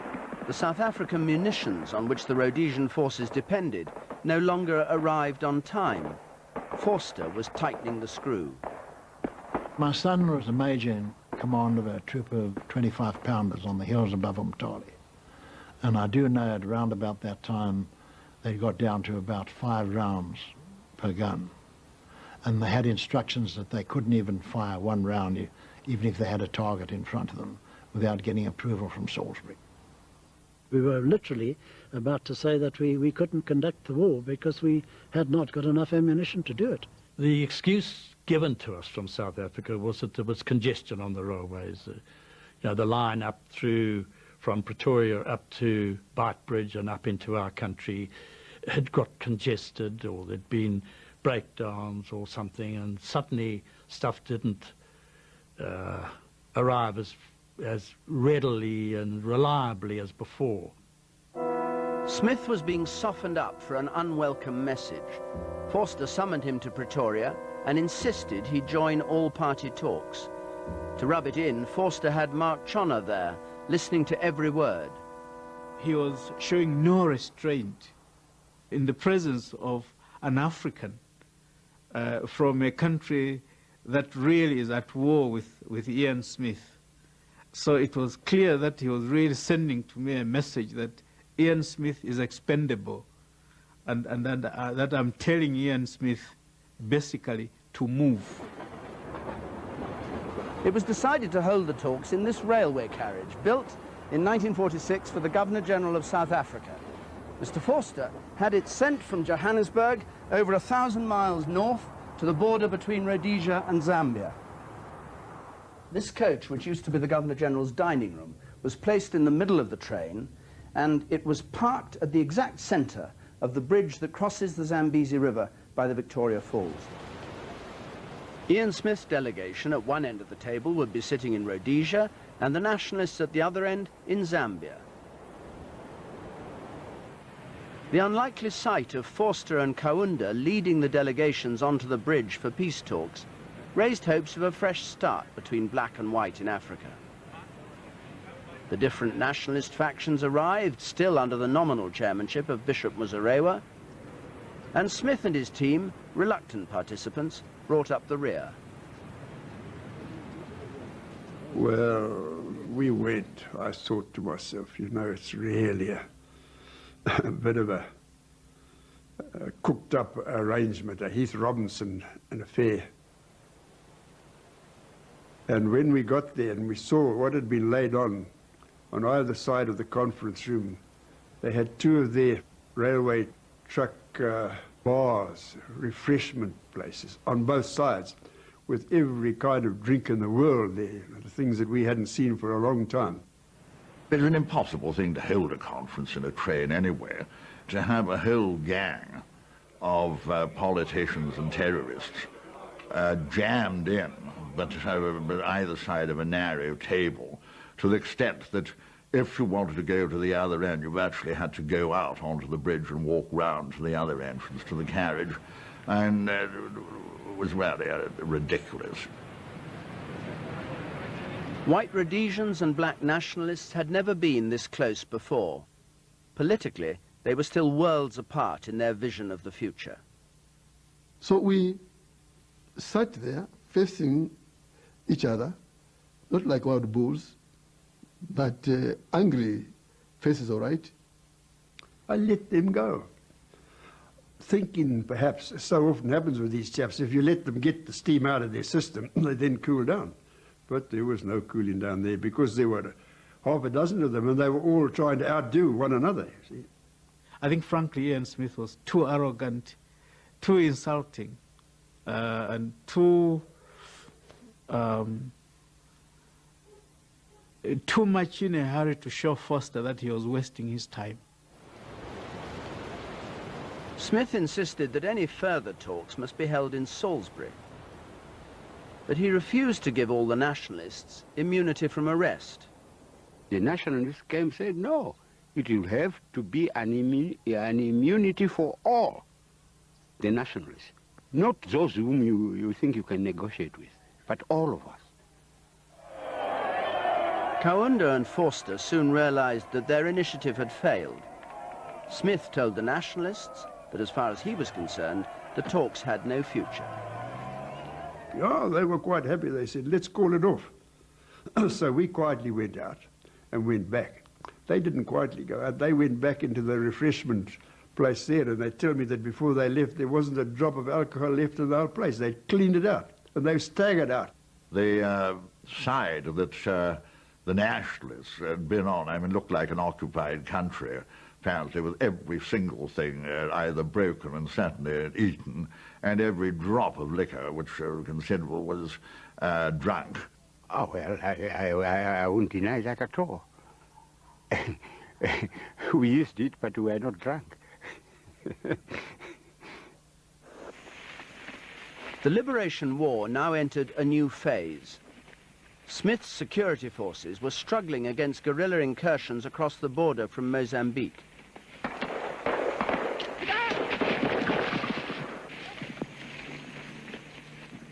In the previous 2 years, they'd killed more than 500 guerrillas for the loss of 63 of their own men. But during 1975, the casualty rate on both sides accelerated. Smith knew he'd got a struggle on his hands, but in public he showed no sign of wavering. I don't believe in black majority rule ever in Rhodesia, not in 1,000 years. I repeat, I believe in black and whites working together. If one day it's white and the next day it is black, I believe we will have failed, and I think it will be a disaster for Rhodesia. A new player now entered the drama. Henry Kissinger knew little about Africa, but his intervention was decisive. He used America's might to change the course of events and force Smith to back down. I thought that if we did nothing, either civil war in Rhodesia or raids by Rhodesia into Mozambique would lead to a call for Cuban armies, and that had to be prevented. Kissinger believed a settlement in Rhodesia would reduce communist influence. For that, he needed South Africa's help, and he'd worked out how to appeal to them.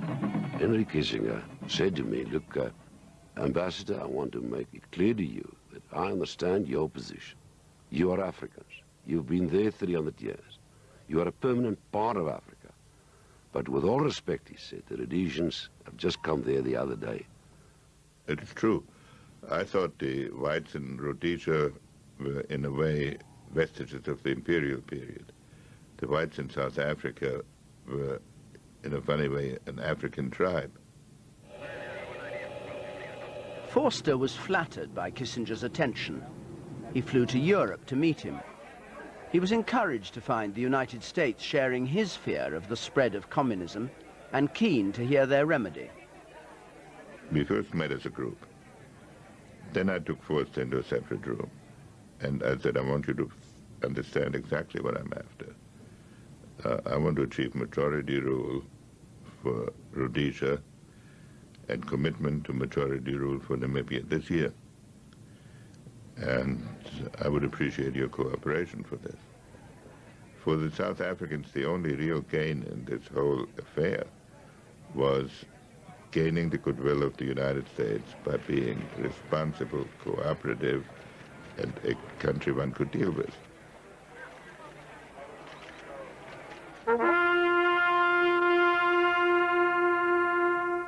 Smith must have guessed what was up, but he had no plan for dealing with it.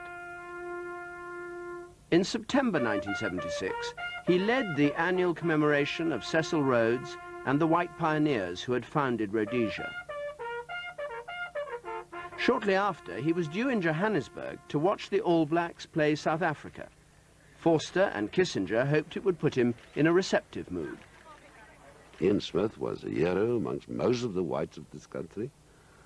And I remember a day at one of our major rugby grounds where he was announced that Ian Smith was there, and the whole crowd of 60, 70,000 stood up and cheered him. That day he could win an election in South Africa. Forster did not join in the adulation. Forster wouldn't even sit next to me. Normally I used to sit next to him with the president of the association and so on. On this occasion, I was shunted off to one side. And the president of the association came and apologized to me and said it just had nothing to do with him. He wanted to make it clear. Kissinger arrived with the authority of the American president behind him. He'd already squared his plan with Black Africa. Majority rule for Rhodesia within 2 years. In return, trade sanctions would be lifted and the war would end. Now he had to confront Smith. I think the mistake the British made was that they always talked to him first, and I talked to him last. I went hoping. I've no regrets about Kissinger. Kissinger was absolutely straightforward and honest with us. He said to us, I don't know anything about this case. He said, I've just been brought in.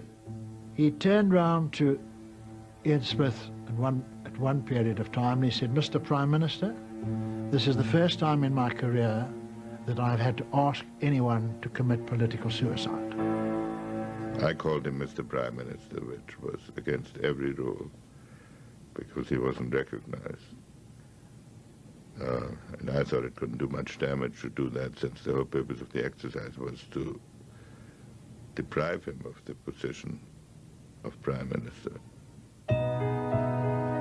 Kissinger warned Smith that this was the best offer he could expect.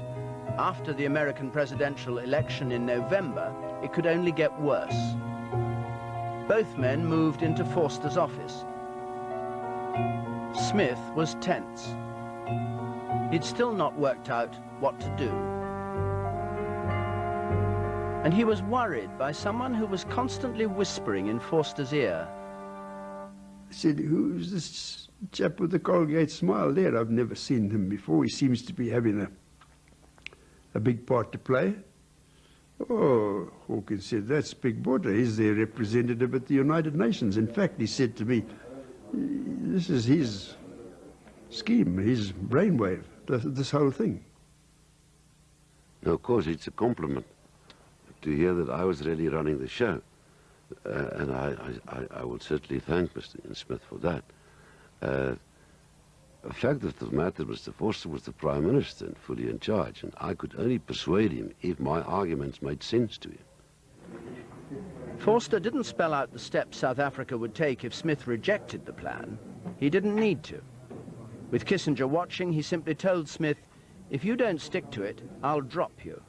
But Kissinger found himself in the role of a person who understood Smith's position, namely, you will have to give up power. It is the end of your rule. You will have to accept what you said would never, ever happen. You will have to explain it to your voters. But I, Kissinger, want you to know that in saying to you that you had no alternative, I feel for you. And I think Ian Smith will accept that Kissinger had that warm, human feeling. I can almost call it a casual, a gentleman-like appreciation of Smith's dilemma and his anguish, if not his agony. David Smith turned round to me and he said, "Jack," he said, "look at Henry Kissinger. He's crying." And Henry Kissinger was wiping tears out of his eyes.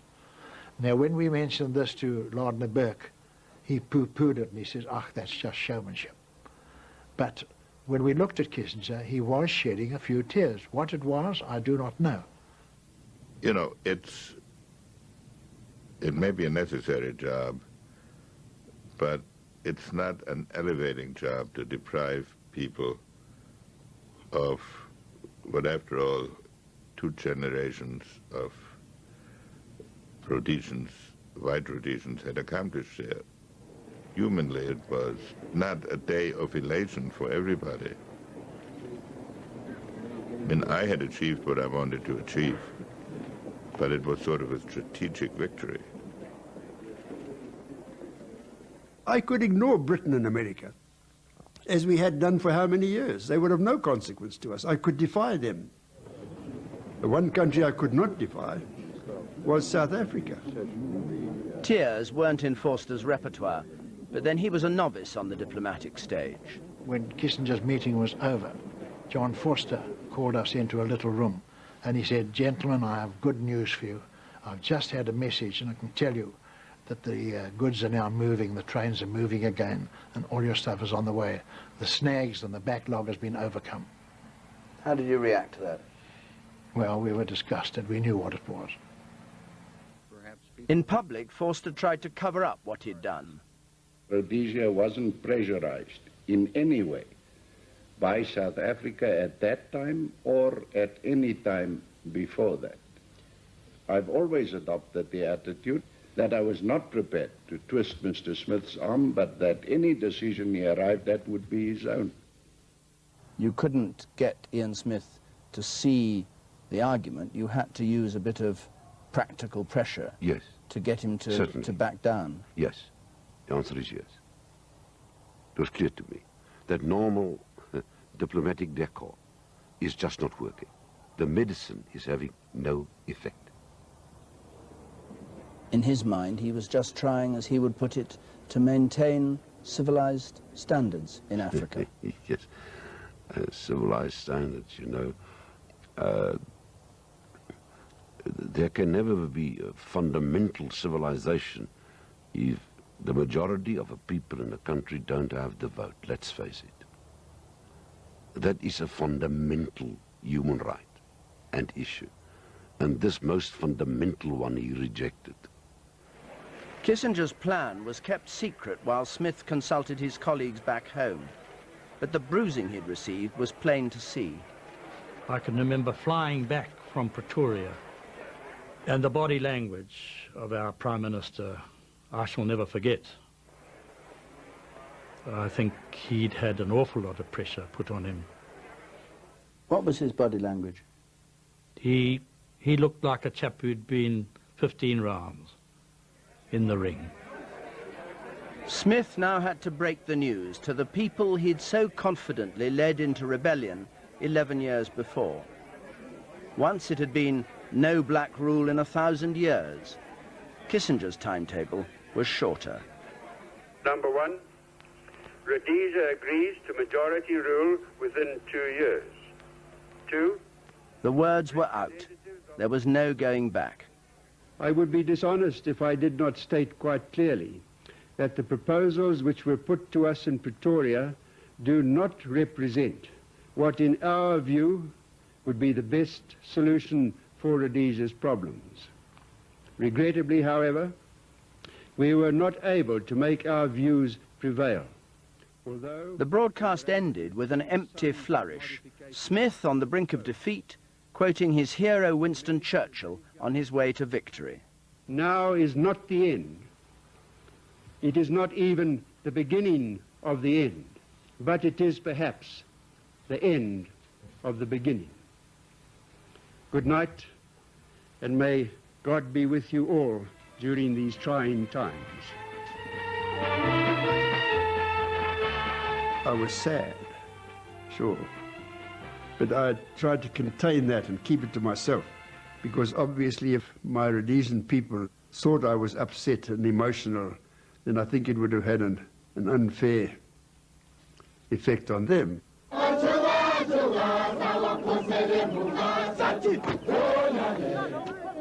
I couldn't tell them, it looks to me as though this is the end of the line and there's no hope. We had to try to hold the position.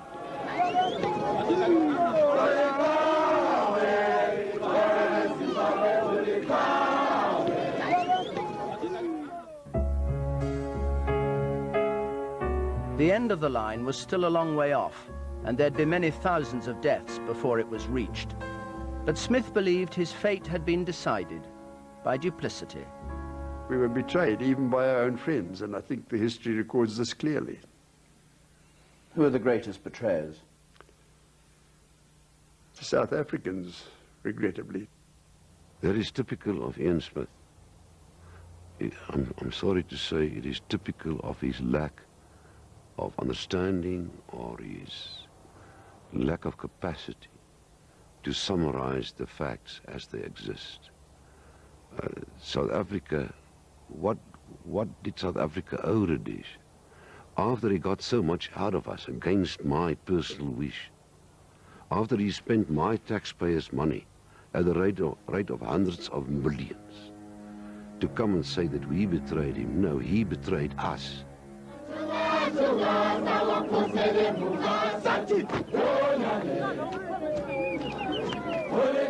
And the final program. Call us rebels, and you can call us rogues. We were founded by an Englishman by the name of Cecil Rhodes. We fought for this dear land of ours, and many men to die. We may have to fight again, for this is UDI.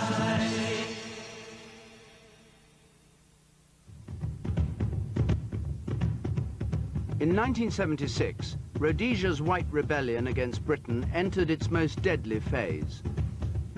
The crack Selous scouts were trained in subterfuge to disrupt the liberation struggle against Ian Smith and his minority regime. Many black volunteers joined them, operating undercover. Bounty was paid for a successful mission. If you killed one rebel, it was $50 on top of your salary. If there were two, you're talking about $100. And therefore, money-wise, it was very beautiful. They paid handsomely.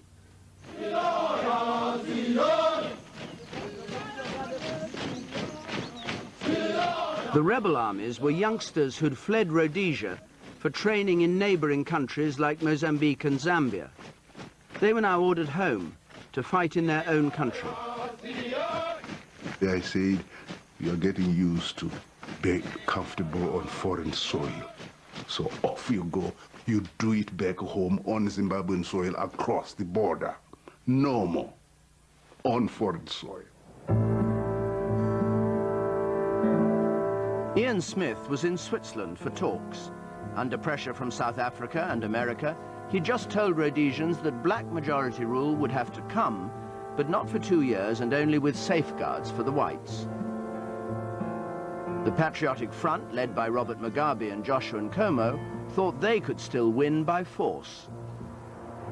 The negotiations weren't serious. We were just insulting each other in the meetings. And, the Rhodesians were very arrogant. And we knew that we hadn't worked on them sufficiently yet.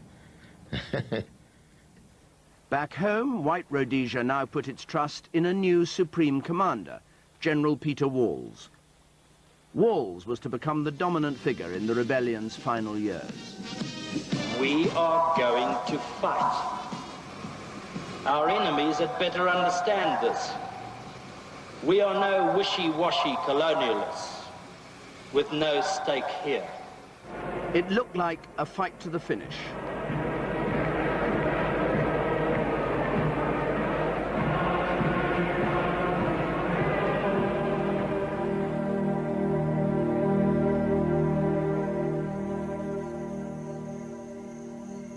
Just across the Rhodesian border in Mozambique, you can still find evidence of the ferocity with which Rhodesia pursued the war. On a bend in the Neodzonia River, now overgrown with trees and thorn, are what look like crumbling concrete bunkers. This was one of Robert Mugabe's camps. The Rhodesians claimed it was being used to train his Zanla guerrillas. The nationalists said it housed refugees from Smith's Rhodesia. These are the mass graves of hundreds of men, women and children killed by the Rhodesian army in one morning. Their camp had first been identified by a Rhodesian reconnaissance flight. On his way home, he saw a gap in the clouds. They came through it, and right below him, fortuitously, was the camp, which the navigator snapped quickly. They blew it up so they could actually count the heads, and there were 800 terrorist gooks, as we call them, formed up in a hollow square being addressed by their commander on the parade ground. Over the next few weeks, the camp was kept under surveillance as its population grew to an estimated 5,000. In August 1976, Reed Daly decided it was time to strike. 70 Selous scouts would cross the Mozambique border and drive into the Neodzonia camp disguised as guerrillas. They'd kidnap the commanders and destroy the camp. Reed Daly asked General Walls for his approval. We unrolled all the maps on his floor, and he whistled in his teeth, and he looked at me and he said, "A hell of a risk, yeah?" And I said, "Oh, it'll work, because that's the last thing I expect." At 8 in the morning, the force swirled into the camp. Their disguise was so effective that they were mobbed by a cheering crowd, but someone spotted that masked troops in the back of one truck were white. So the column commander gave the word to fire. It was like a scythe going through a cornfield. They just went down like flies. A lot of them lay there injured and screaming, okay. I remember one girl, she was also injured and she was crying. She came from my home area, and it touched me, and after that I didn't want to think about it. You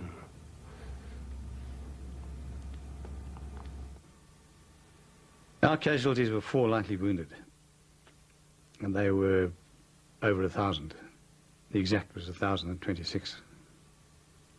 Killed? Killed. Now in war you can always, you work on, if for one kill there's always at least 2 wounded. So there were a couple of thousand others who should have been running around with what we call oil leaks, you know.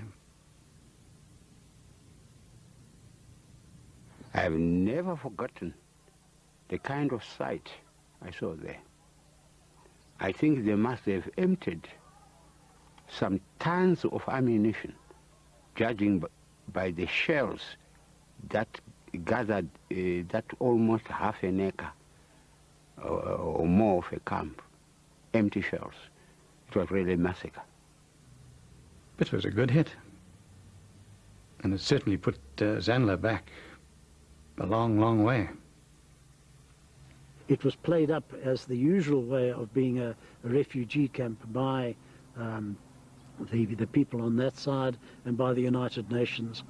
But I do believe that it was a justifiable military target. Hickman's view is accepted by one of Mugabe's top commanders. So you don't have a complaint about the principle of Neodzonia being attacked? No. No. As a soldier. They were talking to me as a soldier. Ah, yes. All I can say, like I was saying to General was, I said, how did you manage to knock us so flat? It really knocked us where it hurts, militarily. Neodzonia was followed by ferocious assaults on other guerrilla bases. They tested the resilience of Mugabe's forces to the limit.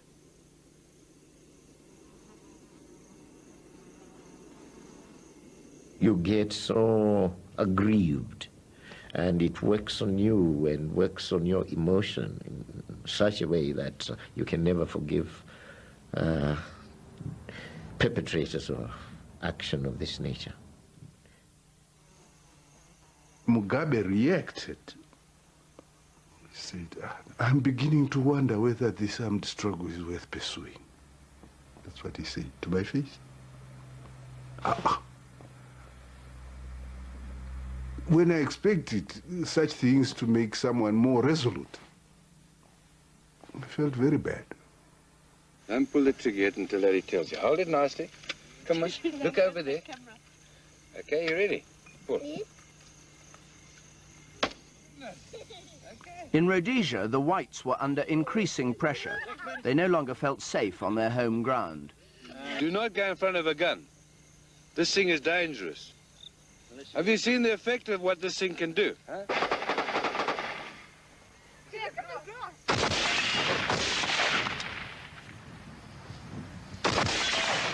Guerrilla attacks on remote farms had become frequent. Families were taught self-defense. Men were called up for months at a time. What whites had claimed was the most peaceful country in Africa had become a war zone. Roads were impassable, except in armed convoy, because of the risk of mines. Africans were removed from their homes into protected villages to prevent contact with the guerrillas. But the army was worried it wasn't winning friends among the blacks. Successful military action needed a clear political framework. We were weak, woefully weak, on the psychological side. And the other side were so very powerful psychologically. The Prime Minister said he knew what he was doing. So I'm not saying he didn't have a strategy in his head, but we couldn't get from the Deputy Prime Minister in his office, couldn't produce one to us. He couldn't.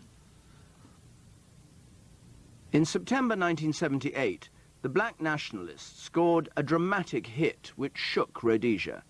They downed a passenger aircraft on a flight from the holiday resort of Kariba. Suddenly this terrific explosion, and we had instant fire on the starboard engine. Big fire, flames coming right back past even the last windows. And there's panic on the plane. People were screaming and jumping up. When the plane hit the ground, many of the 56 passengers and crew died instantly. Anthony Hill and 17 others survived. Some escaped to a nearby village, but the most seriously injured could only crawl into a gully and wait for rescue. A group of guerrillas reached them first. And I just heard a terrific burst of firing as they opened up on all the other survivors that I'd left in the gully. And I thought, you know, those poor people, that's them gone, because there was a long burst of firing and then short little bursts afterwards as they obviously finished off anybody who might still be moving. And those people in the gully, there was one old couple and 6 women and 3 little children, and most of them badly injured. They couldn't move at all. Whole families had been wiped out. Joshua Nkomo claimed his ZAPU forces had used a Russian-made missile to bring the plane down. The attack outraged the whites. You know, in the war, a lot of things that are unacceptable will happen. That's all I can say. What effect did it have on ZAPU? It had a very bad effect. We didn't like it. We spoke out about it amongst ourselves. That was one black mark against our military policy and system. The Sarkatar, the Supreme Leader. We are attacking the terrorist base at Westlands Farm at this time. Rhodesia's vengeance was swift. With a brusque warning to the Zambians to keep clear, they raided Nkomo's bases near the capital, Lusaka. Rhodesia has no quarrel with Zambia or her security forces. We therefore ask you not to intervene or oppose our attack. Did you copy all that? Copied. Steady, now, bomb's gone, they're running. Beautiful. Nkomo's military commander was caught up in the attack. The bombs are beautiful. when I looked up, I said, there they are. And I couldn't believe it. I failed even to run. They're like ants running around there, huh? De Benguer took cover under a tree. I don't know how I escaped, because that tree had all its branches cut almost up to about 6 inches above me. And I came out not with a scratch. I mean, I had to feel my legs and find out whether they were still there when I got up. With attacks from the air and by land, the Rhodesian army killed 1,600 of Nkomo's fighters in one day. They showed film of their achievement to bolster morale among their own troops. Most of the terrorists wore some kind of uniform. Some were caught washing in the river.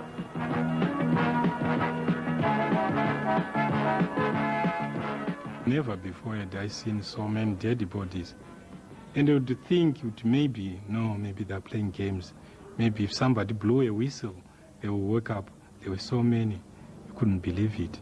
And those injured, some with their tummies open and still screaming for help, which you could not give.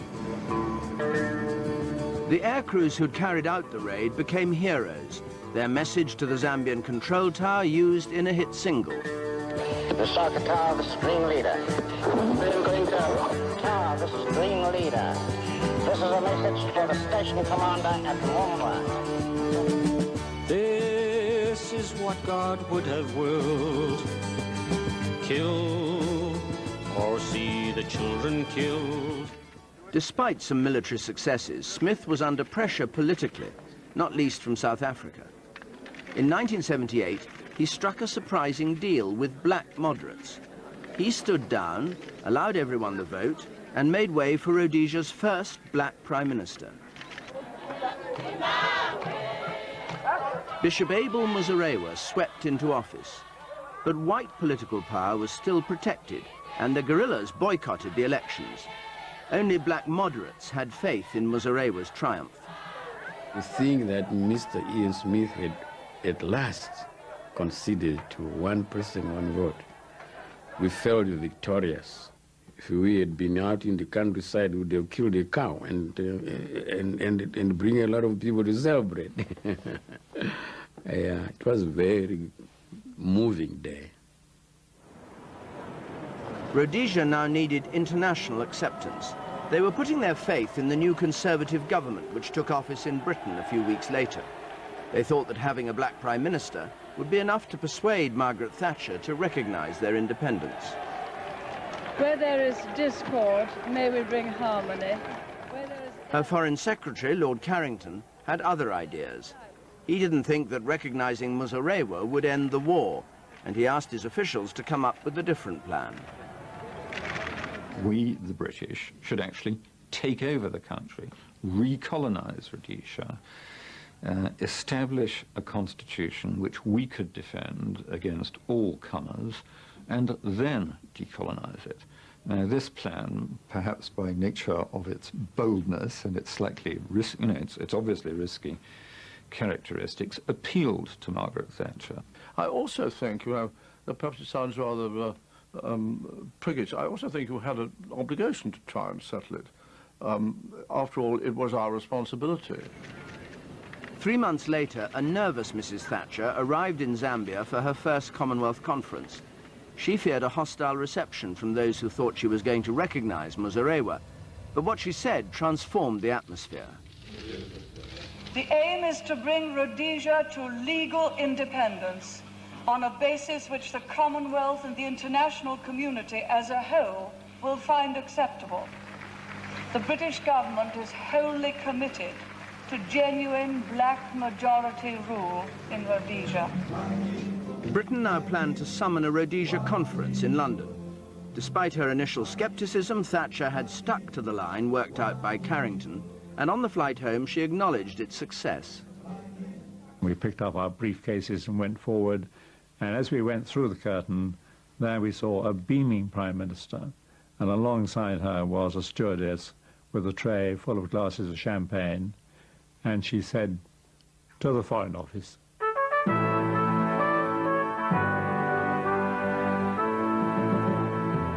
Lancaster House, just along the Mall from Buckingham Palace, was the setting for the next act in the drama, a conference to which all the main players were invited. Carrington was determined that it would see the resolution of the Rhodesian crisis. Everybody wanted it. Of course, they all thought that their particular side would win. The one person who didn't want it was Mugabe. I didn't believe that Lancaster was going to yield anything, to tell you the truth. And of course, we didn't want Lancaster anyway. We wanted to continue with our fighting. This initiative was quite unlike anything Britain had tried before.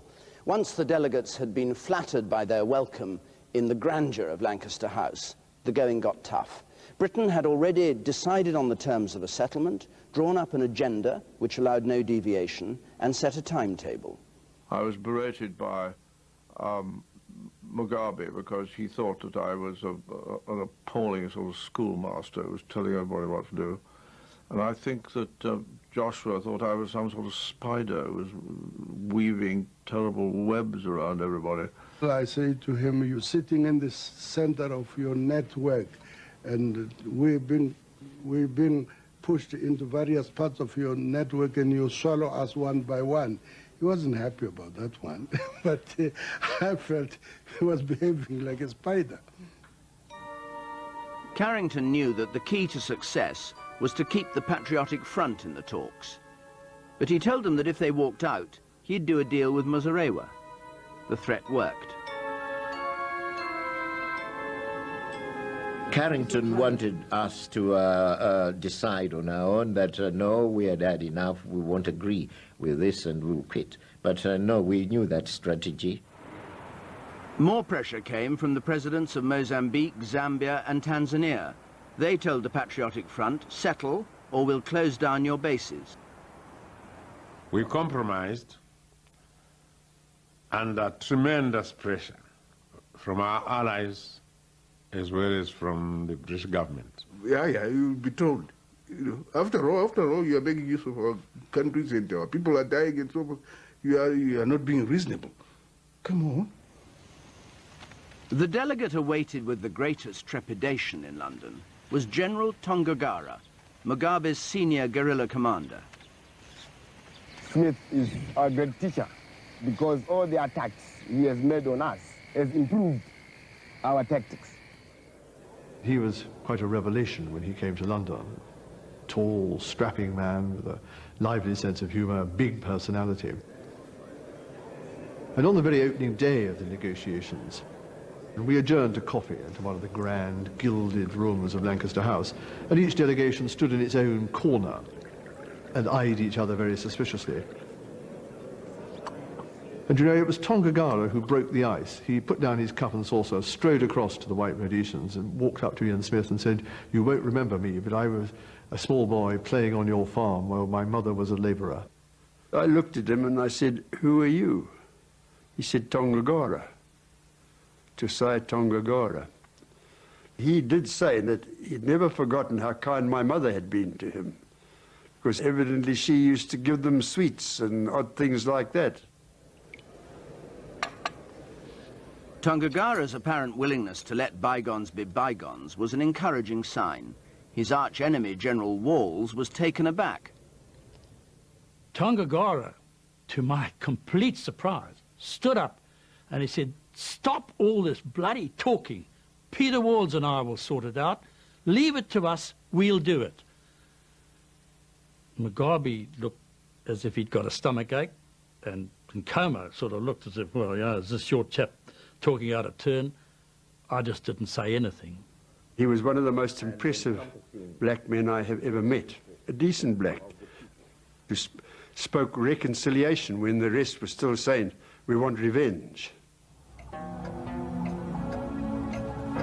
As the weeks passed, Carrington's agenda began to take shape. First, a new constitution was agreed. Then discussions turned to a ceasefire and the elections to follow. The plan was for Britain to take direct control of Rhodesia while the settlement was implemented.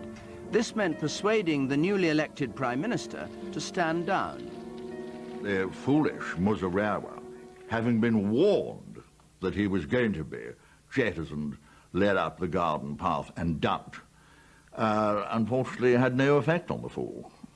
Carrington had said to him, you know, we just want you to pull out of the Prime Minister's office just to help in what we are doing. We know you're going to go back. In fact, you can leave your slippers in the Prime Minister's house. Those were Carrington's words to Poral Musarewa. Was it a difficult decision? It was a difficult decision, and a lot of people, including my members of cabinet, didn't like that. It wasn't nearly as difficult as it ought to have been from his point of view. I mean... Hang on, it wasn't... sorry, you've lost me. It wasn't as difficult as it ought to have been. Well, from his point of view, if he ought to have said no.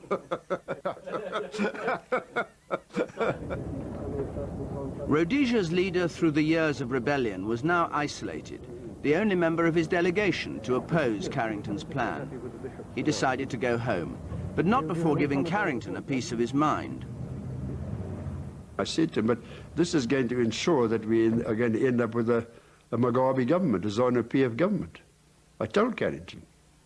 Oh, my dear friend, he said, you've got the thing completely wrong. The whole plan is that the next government in Rhodesia is going to be a government of Nkomo, Musarewa and Smith. Did you say that to him? No, of course not. I'll tell you about Ian Smith. I never really got on terribly well with Ian Smith. That when I was in the middle of this conference, he suddenly said to me, the trouble with you, he says, is that you're letting this go dragging on, and while you're doing that, people are being killed in Rhodesia. And it was the only time I really lost my temper, and I said to him, Mr. Smith, but for you, nobody would be killed in Rhodesia. And that was the end of that. For the British, the most important white Rhodesian at Lancaster House was a soldier, not a politician. General Walls was the key to securing a ceasefire. His detractors thought the Foreign Office was leading him by the nose. I took him out to lunch, dinner, everything you can think of, and furthermore I established a real friendship with Walls, who I really liked. The Foreign Office I couldn't stand. I really didn't like them. I thought that they were really... I don't think they did anything to make us feel warm. Again, Carrington and the Foreign Office, they're clever people. They arranged for the Queen Mother to invite him and his wife to have tea with her one morning. Walls says crossing the road to Clarence House wasn't a British idea. The initiative came from him. They said to me, is there any place you'd like to go? We were invited to Carrington's for a weekend. I did not go. I was asked if I'd like an audience with the Queen, and I said, no, thank you. But I said, there is one thing I would like to ask. When the royal family came to Southern Rhodesia, as it was, in 1947, King George and Queen Elizabeth spent a lot of time talking to my father. I said, I would like to pay my respects just for a few minutes to the Queen Mother. I don't think she knew what they were up to. So they went and had tea with him. And the British said that from that moment on they had no problem with Walls. It had nothing to do with Lancaster House. It had nothing to do with the negotiations. We never talked about the negotiations at all. My wife and I went to a kind of high tea. We sat and talked about her visit to Southern Rhodesia. She talked about all sorts of things. At one stage she said, listen to that. She pointed up and she said, that's those corgis. They're so naughty. They think they should be in here. I think to be invited to tea there affected him greatly.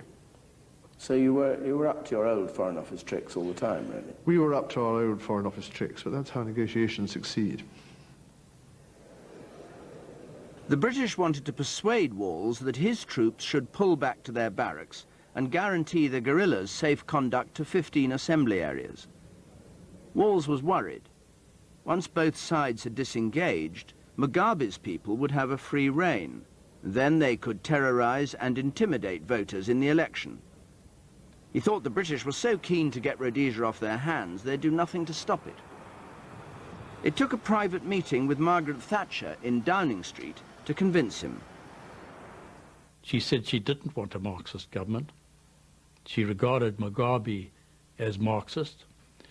She didn't want terrorists to get there by terrorism and intimidation. She said, if you think it necessary, you can appeal to me direct, and I'm giving you that right of access. So I said that if we thought it was worthwhile trusting anybody, perhaps we could trust her. She'd given her word. With the talks in London dragging into their 4th month, Carrington decided to force the pace. Without waiting for the final agreement, he asked Christopher Soames, a cabinet colleague, to take over in Salisbury as British governor. After 14 years of rebellion, Britain was back in charge. The friendly welcome was short-lived. As Lord and Lady Soames arrived at Government House, the talks in London were in crisis. Just as it seemed that everything was settled, the negotiators of the Patriotic Front demanded an extra assembly point for their guerrillas, and they wanted it not on the borders of Rhodesia, but right in the centre. The British knew that this would infuriate the Rhodesians, but they didn't want the talks to break down over the issue, and so they asked Soames to sort it out. Soames treated the request as routine and left it to his staff to arrange. But Walls was adamant he wouldn't accept a large guerrilla force gathering in the centre of the country. At some stage or other, when they were getting fairly sort of worn down and desperate, and I was getting pretty damned angry, in burst Lord Soames. I don't like to speak ill of the dead, but he certainly had, you know, enjoyed his evening's refreshment, shall I say. And he came in all bluster and bonhomie and, you know, what's the problem, you know, radio and all the rest of it. And I'd had a gutsful. I must say, I didn't realize at the time quite what an important, how important this would be seen to be by General Walls and his people. And I said, hello, General, how are you? And look, we want one more assembly point. Where should we have it? Well, I ran slap into it, and this was something that they minded about like hell. And I said, it's out of the question. You've already got us to agree to far more than we ever wanted to. We're certainly not going to contemplate something different now. And as far as I'm concerned, it's out, out, out, finished. And I think that his words were to the effect that he'd already been pushed too far, and if he was pushed any further, he'd pull the rug out. I stormed out of the room, went off down the driveway with Brigadier Adam Gurdon, I think it is, coming after me saying, please, please, General, and I used a word which I wouldn't like to be quoted as coming from me, but I was damn cross. And I said, he come, footsack, or words to that effect. Christopher was deeply disconcerted. But that was it. It absolutely ruptured the relationship between General Walls and Christopher. The Patriotic Front won their assembly point, and Carrington won his settlement. 4 days before Christmas, the Lancaster House Agreement was ready for signature. Do you understand that we keep this? Yeah, of course you can. Do? Yeah. It's the least we can do. Beautiful. I didn't really ever believe, even till almost the end, that this was going to work. You were really sitting on the edge of a volcano. The first part of the agreement to be implemented was the most dangerous, the ceasefire.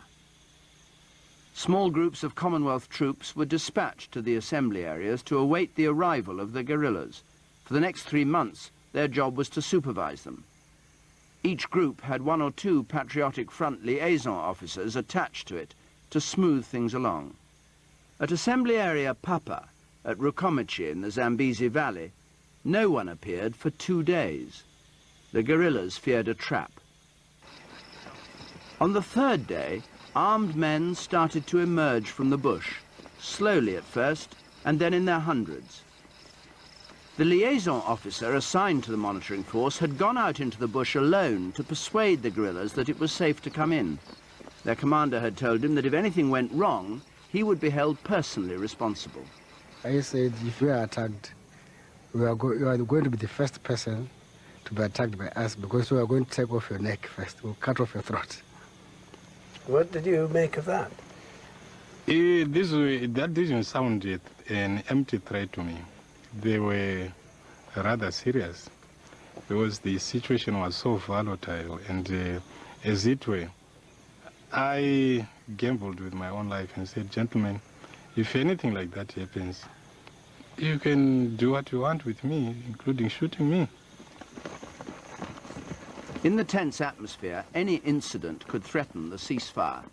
At Papa, meat rations ran out. 200 armed men surrounded the British officer in charge and demanded access to the stores. He faced a mutiny with only 6 rifles and a light machine gun in the British armory. I made it clear that if they wanted to take the food, then I was under orders to make sure that they didn't. I then effectively went back into the camp, and to my part of the camp, and radioed for help. Were you alarmed at this point? Yes, because basically, if I was seen to be weak or in any way give way to their demands, which then my credibility was at stake, and so frankly was the ceasefire. A helicopter was dispatched from Salisbury with the British liaison officer, Andrew Parker Bowles, and 3 of Nkomo's senior commanders. The helicopter pad was all surrounded with armed people, with guns aimed at us. It was a very ugly scene. And I had to be firm with them, and I said, no way, at least not the monitoring team. You couldn't harm those. And then Bermati, who was the tough man, came forward, pulled out those men who had been involved in holding the British officer hostage and took them off somewhere.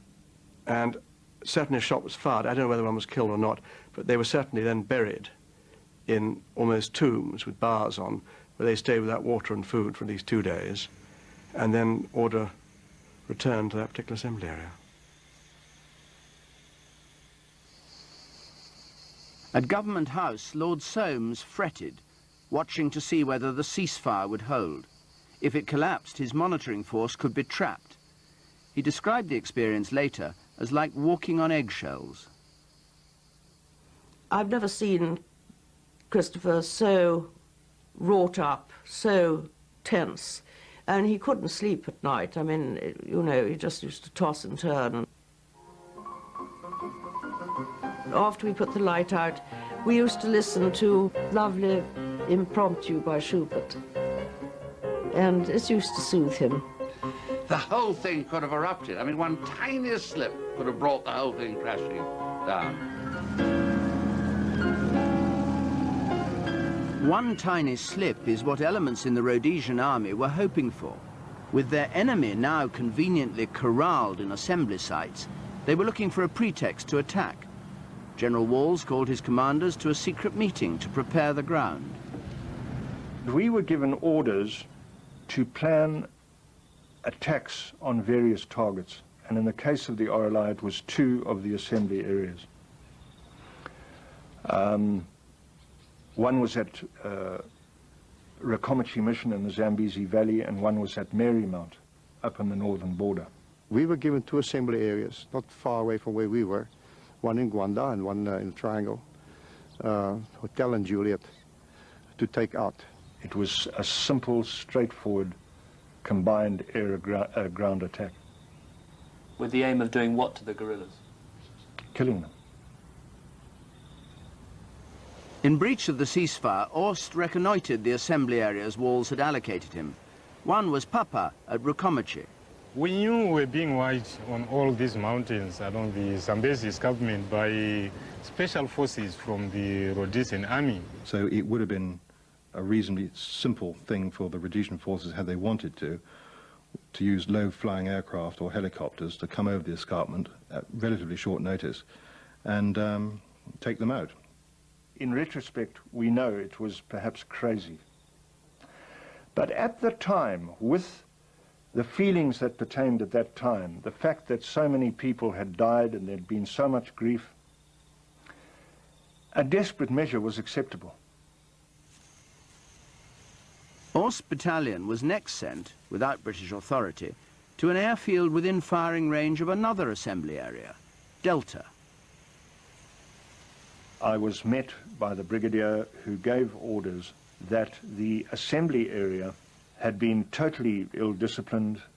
They were breaking the terms of the ceasefire, and it was a serious threat to peace in the area. And I was ordered to plan a combined ground-air assault on that assembly area. He scanned the camp, but could see no signs of trouble.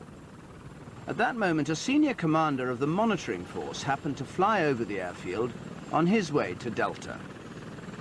And lo and behold, to my amazement, on the ground, I saw 3 Dakota aircraft, what I estimated to be about 6 105mm field guns, what I estimated to be about a battalion's worth of infantry soldiers, a fire team. Now, a fire team is really a couple of armed helicopters, the things we used to call in Vietnam gunships, and a couple of what appeared to be light armoured vehicles. I mean, it was a very, very strong force. By the time Cole arrived at Delta, the assembly area was in turmoil. The guerrillas had spotted the Rhodesian force and were preparing a preemptive strike. Cole sent his colonel back to the airfield to read the riot act to the Rhodesian commander. And out of the helicopter stepped a most irate Australian, I think he was a colonel, who immediately gave the brigadier a severe tongue lashing. And it actually was a little bit embarrassing. I didn't know where to look, and I can remember his opening words were just, "What the hell do you think you're doing, Brigadier?" And it was so obvious that they were attempting to intimidate the Patriotic Front to leave the assembly. Because had they have done that, and had the Patriotic Front cleared the 500-metre no-go zone around the assembly place, then the Rhodesians could have made a very good case that they were merely handling a situation that got out of control. Their plan frustrated, they returned to Salisbury with a display of strength, again unauthorised. Just explain to me who you were meant to be reporting to, because in some ways it seems as if you weren't reporting to anybody. My conscience. The governor, theoretically, yes. When he didn't tell me to do what I knew needed doing, I did it anyway. And then he would have to condone that and make it look as if I'd acted on his instructions. The British found Walls increasingly difficult to handle. They claimed that at times he seemed scarcely rational. It was entirely due to exhaustion. Walls was dealing with every little problem that rose in Rhodesia. I mean, he even dealt with a problem once of a shortage of milk in Umtali. At the end of January 1980, Robert Mugabe returned from exile. Welcomed back by his fellow Shona tribesmen, he had decided to split from Nkomo and go for all-out victory in the election. The British still banked on an anti-Mugabe coalition made up of Nkomo, Muzorewa and Ian Smith. In the rural areas, there were reports of widespread intimidation, particularly by Mugabe's supporters. Under the terms of Lancaster House, the governor had the power to disqualify the offenders or a whole party. Joshua Nkomo and the Foreign Office were pressing Soames to take action against Mugabe, but he refused. He thought a peaceful transition was best guaranteed by making sure the election race started with all the horses in the gate. This is Africa. This isn't little Puddleton in the marsh. And they behave differently, and they think nothing of sticking tin poles up each other's whatnot, you know, and doing filthy, beastly things to each other. It does happen, I'm afraid. With election day approaching, one of the governor's staff asked Mugabe how many of the 80 black seats he expected to win. He said without any hesitation, 56. And I was quite taken aback by, A, the precision of this, and B, the large number. And I said, how can you be so sure about the number, and why is it so large? And I think he thought I was politically very naive. He said, because I've got cells in all those areas, and I control them, so that's what I will win. Well, I shot back into the governor's office and said, do you know what Robert Mugabe's just told me? And I think it was at that point we suddenly realised that we were not going to be talking about coalitions anymore. Robert Mugabe would be forming a government, and that was the plan from there on. Up to this point, relations between the governor and Mugabe had been frosty. But Soames now told Mugabe he accepted that he would be the first Prime Minister of Zimbabwe. That was the breakthrough meeting, and they had a very cordial and clear understanding after that, that provided the level of intimidation was at a minimal level, then the election would go ahead. Mugabe would run in that election, and the governor would not ban him from the election. The British kept the understanding secret. As polling began, they maintained the pretense that the governor might still ban Mugabe's party, though in reality, he'd ruled it out. It was necessary for him to keep up the feeling that he would use that power if necessary. In a way, we were playing a confidence trick on the white military, the white population as a whole. We were playing it for, we believed, their own good.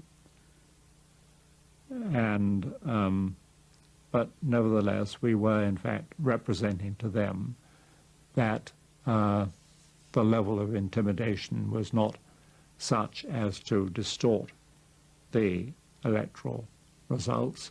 The British did nothing to upset the widespread perception that a coalition excluding Mugabe was the likeliest outcome.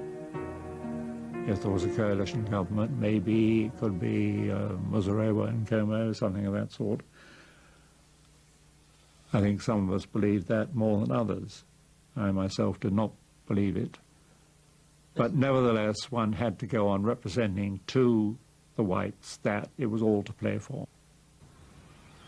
Ian Smith had already won all 20 parliamentary seats reserved for whites, but the black count hadn't yet begun. Rhodesian intelligence and the military were still predicting a victory for their favoured candidate, Muzorewa. Smith himself wasn't so sure.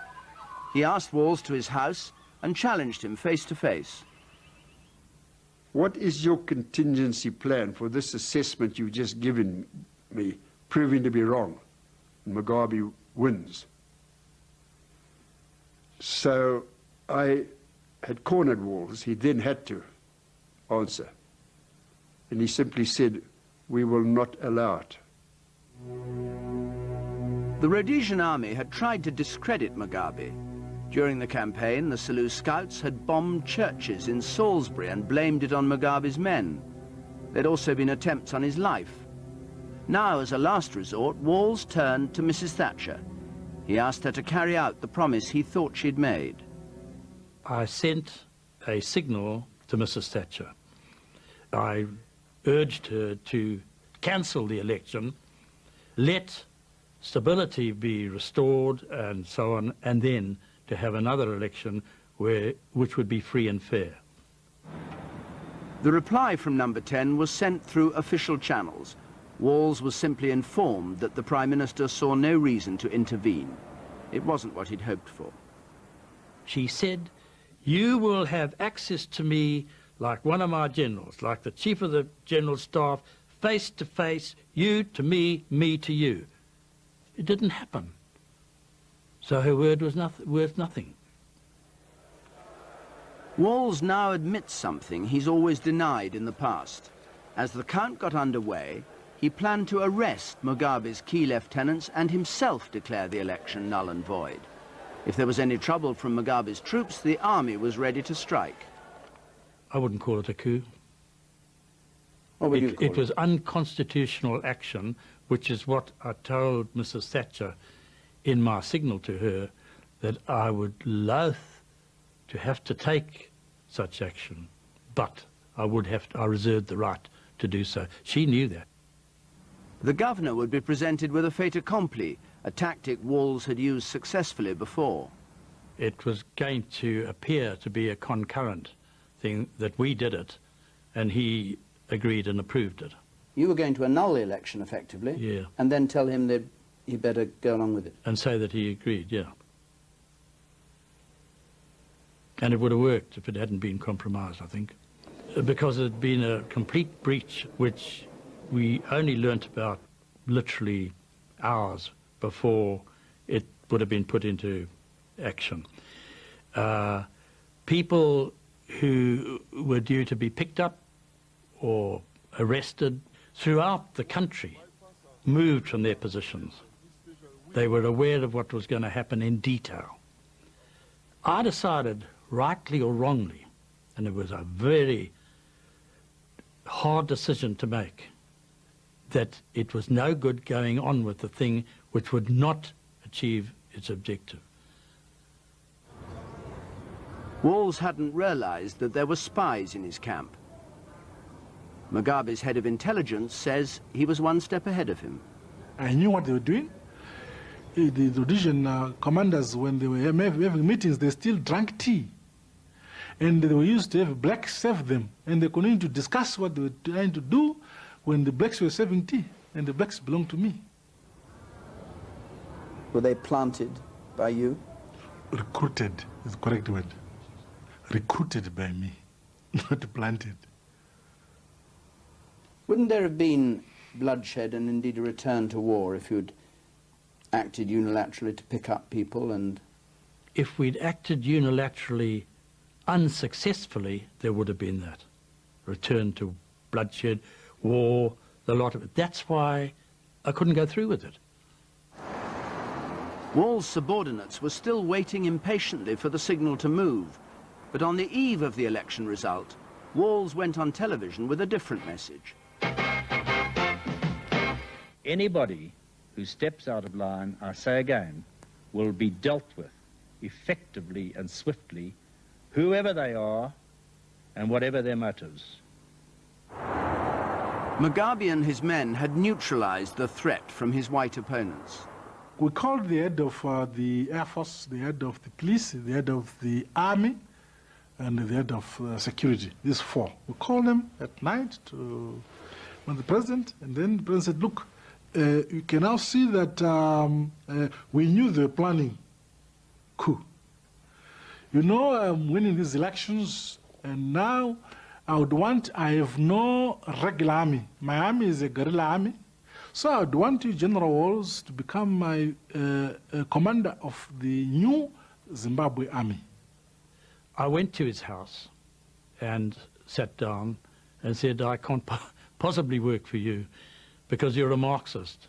And he said, do you know, General, that the teachings of Karl Marx are identical to those of Jesus Christ? And I said, well, you can knock me over with a feather, but I can't argue with you. So General stood up, put his hat on, and saluted and accepted. Well, I asked him a number of questions. Why did you want to kill me? And he said, no, it wasn't him. He wouldn't have done that a thing so naive. And I said, what does he mean? He said, well, it must be some of those special branch people. You didn't want to see Mugabe dead? I didn't want Mugabe to win the election because of what he was.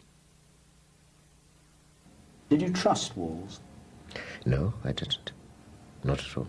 I talked to him and gave him the impression I had faith in him. But I never trusted him, not for one moment. We would watch him and see what he would do. But we would bide our time, and in due course we'd get rid of him, which we did. 53,343 votes. When the election results were announced, Mugabe's victory was decisive.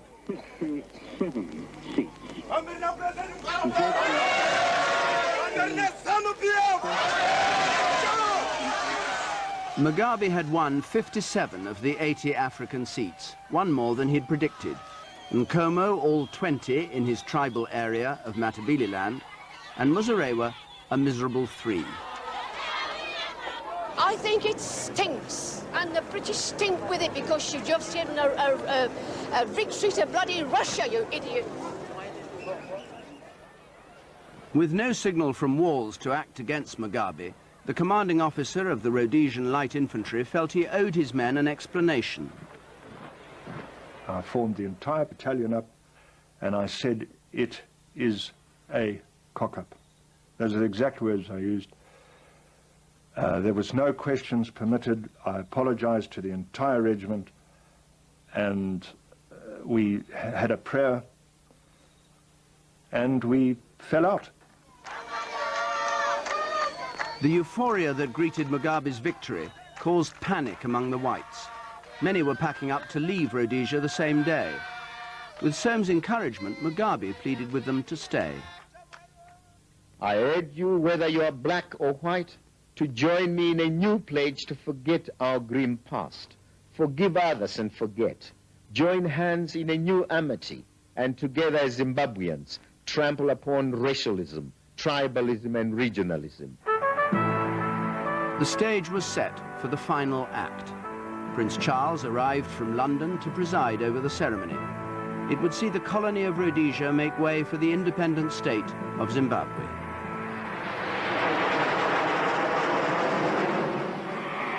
Aside from his official engagements, the prince had an informal program. He was due to visit a farm where wild buffaloes were trained to pull ploughs. Disaster was averted by the young army officer sent to check the protocol for the visit, Andrew Parker Bowles. They said they were going to ask Prince Charles, as a horseman, to ride one of these buffaloes. So I said, well, I'd like to see somebody else ride it. There's no good putting a black boy on, I want to see a white man. So they turned on me and said, we're all the right size and height, on you get. So I got on, and it wasn't an easy ride.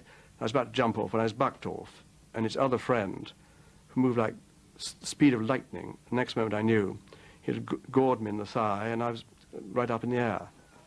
And I was left lying in the dust with the horn right through onto my artery. So if it hadn't been you injured, it would have been Prince Charles? Well, that's one way of looking at it, yes. It was only 90 years since Cecil Rhodes had founded the colony. Now it was all over. There were emotional moments at the end.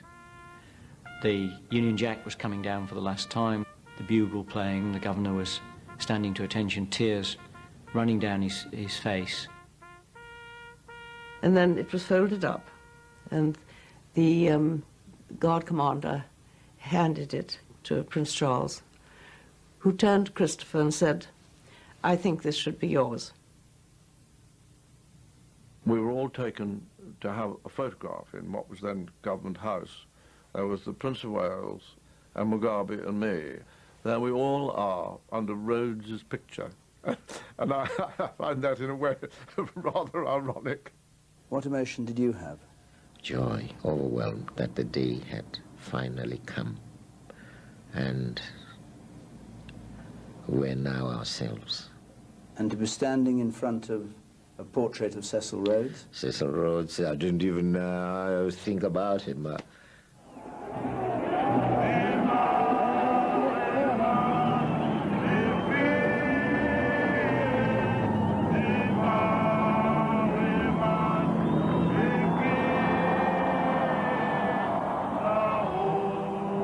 As the moment of independence approached at midnight, the man who'd fought so hard to get his sort of independence stayed away. I was happier not to be there. I thought they should be raising the Union Jack, not lowering the Union Jack. So the whole scene would have been a bit distasteful to me. Well, you were the man who lowered the Union Jack in Rhodesia. Well, we still had our loyalty to the Empire and the Queen, remember that. For 14 years, whites in Rhodesia had defied Britain and the world to protect their privilege and power. Today, many of them point to the corruption and poverty of Mugabe's Zimbabwe and say, we told you so. But no one claimed black majority rule would guarantee prosperity or an end to oppression. Just that majority rule itself had become inevitable, and to defy it was futile. the war forced them politically to surrender and give up some of their dreams, like majority rule, never in 1,000 years. And we did it in the only effective way, and that was through the bullet.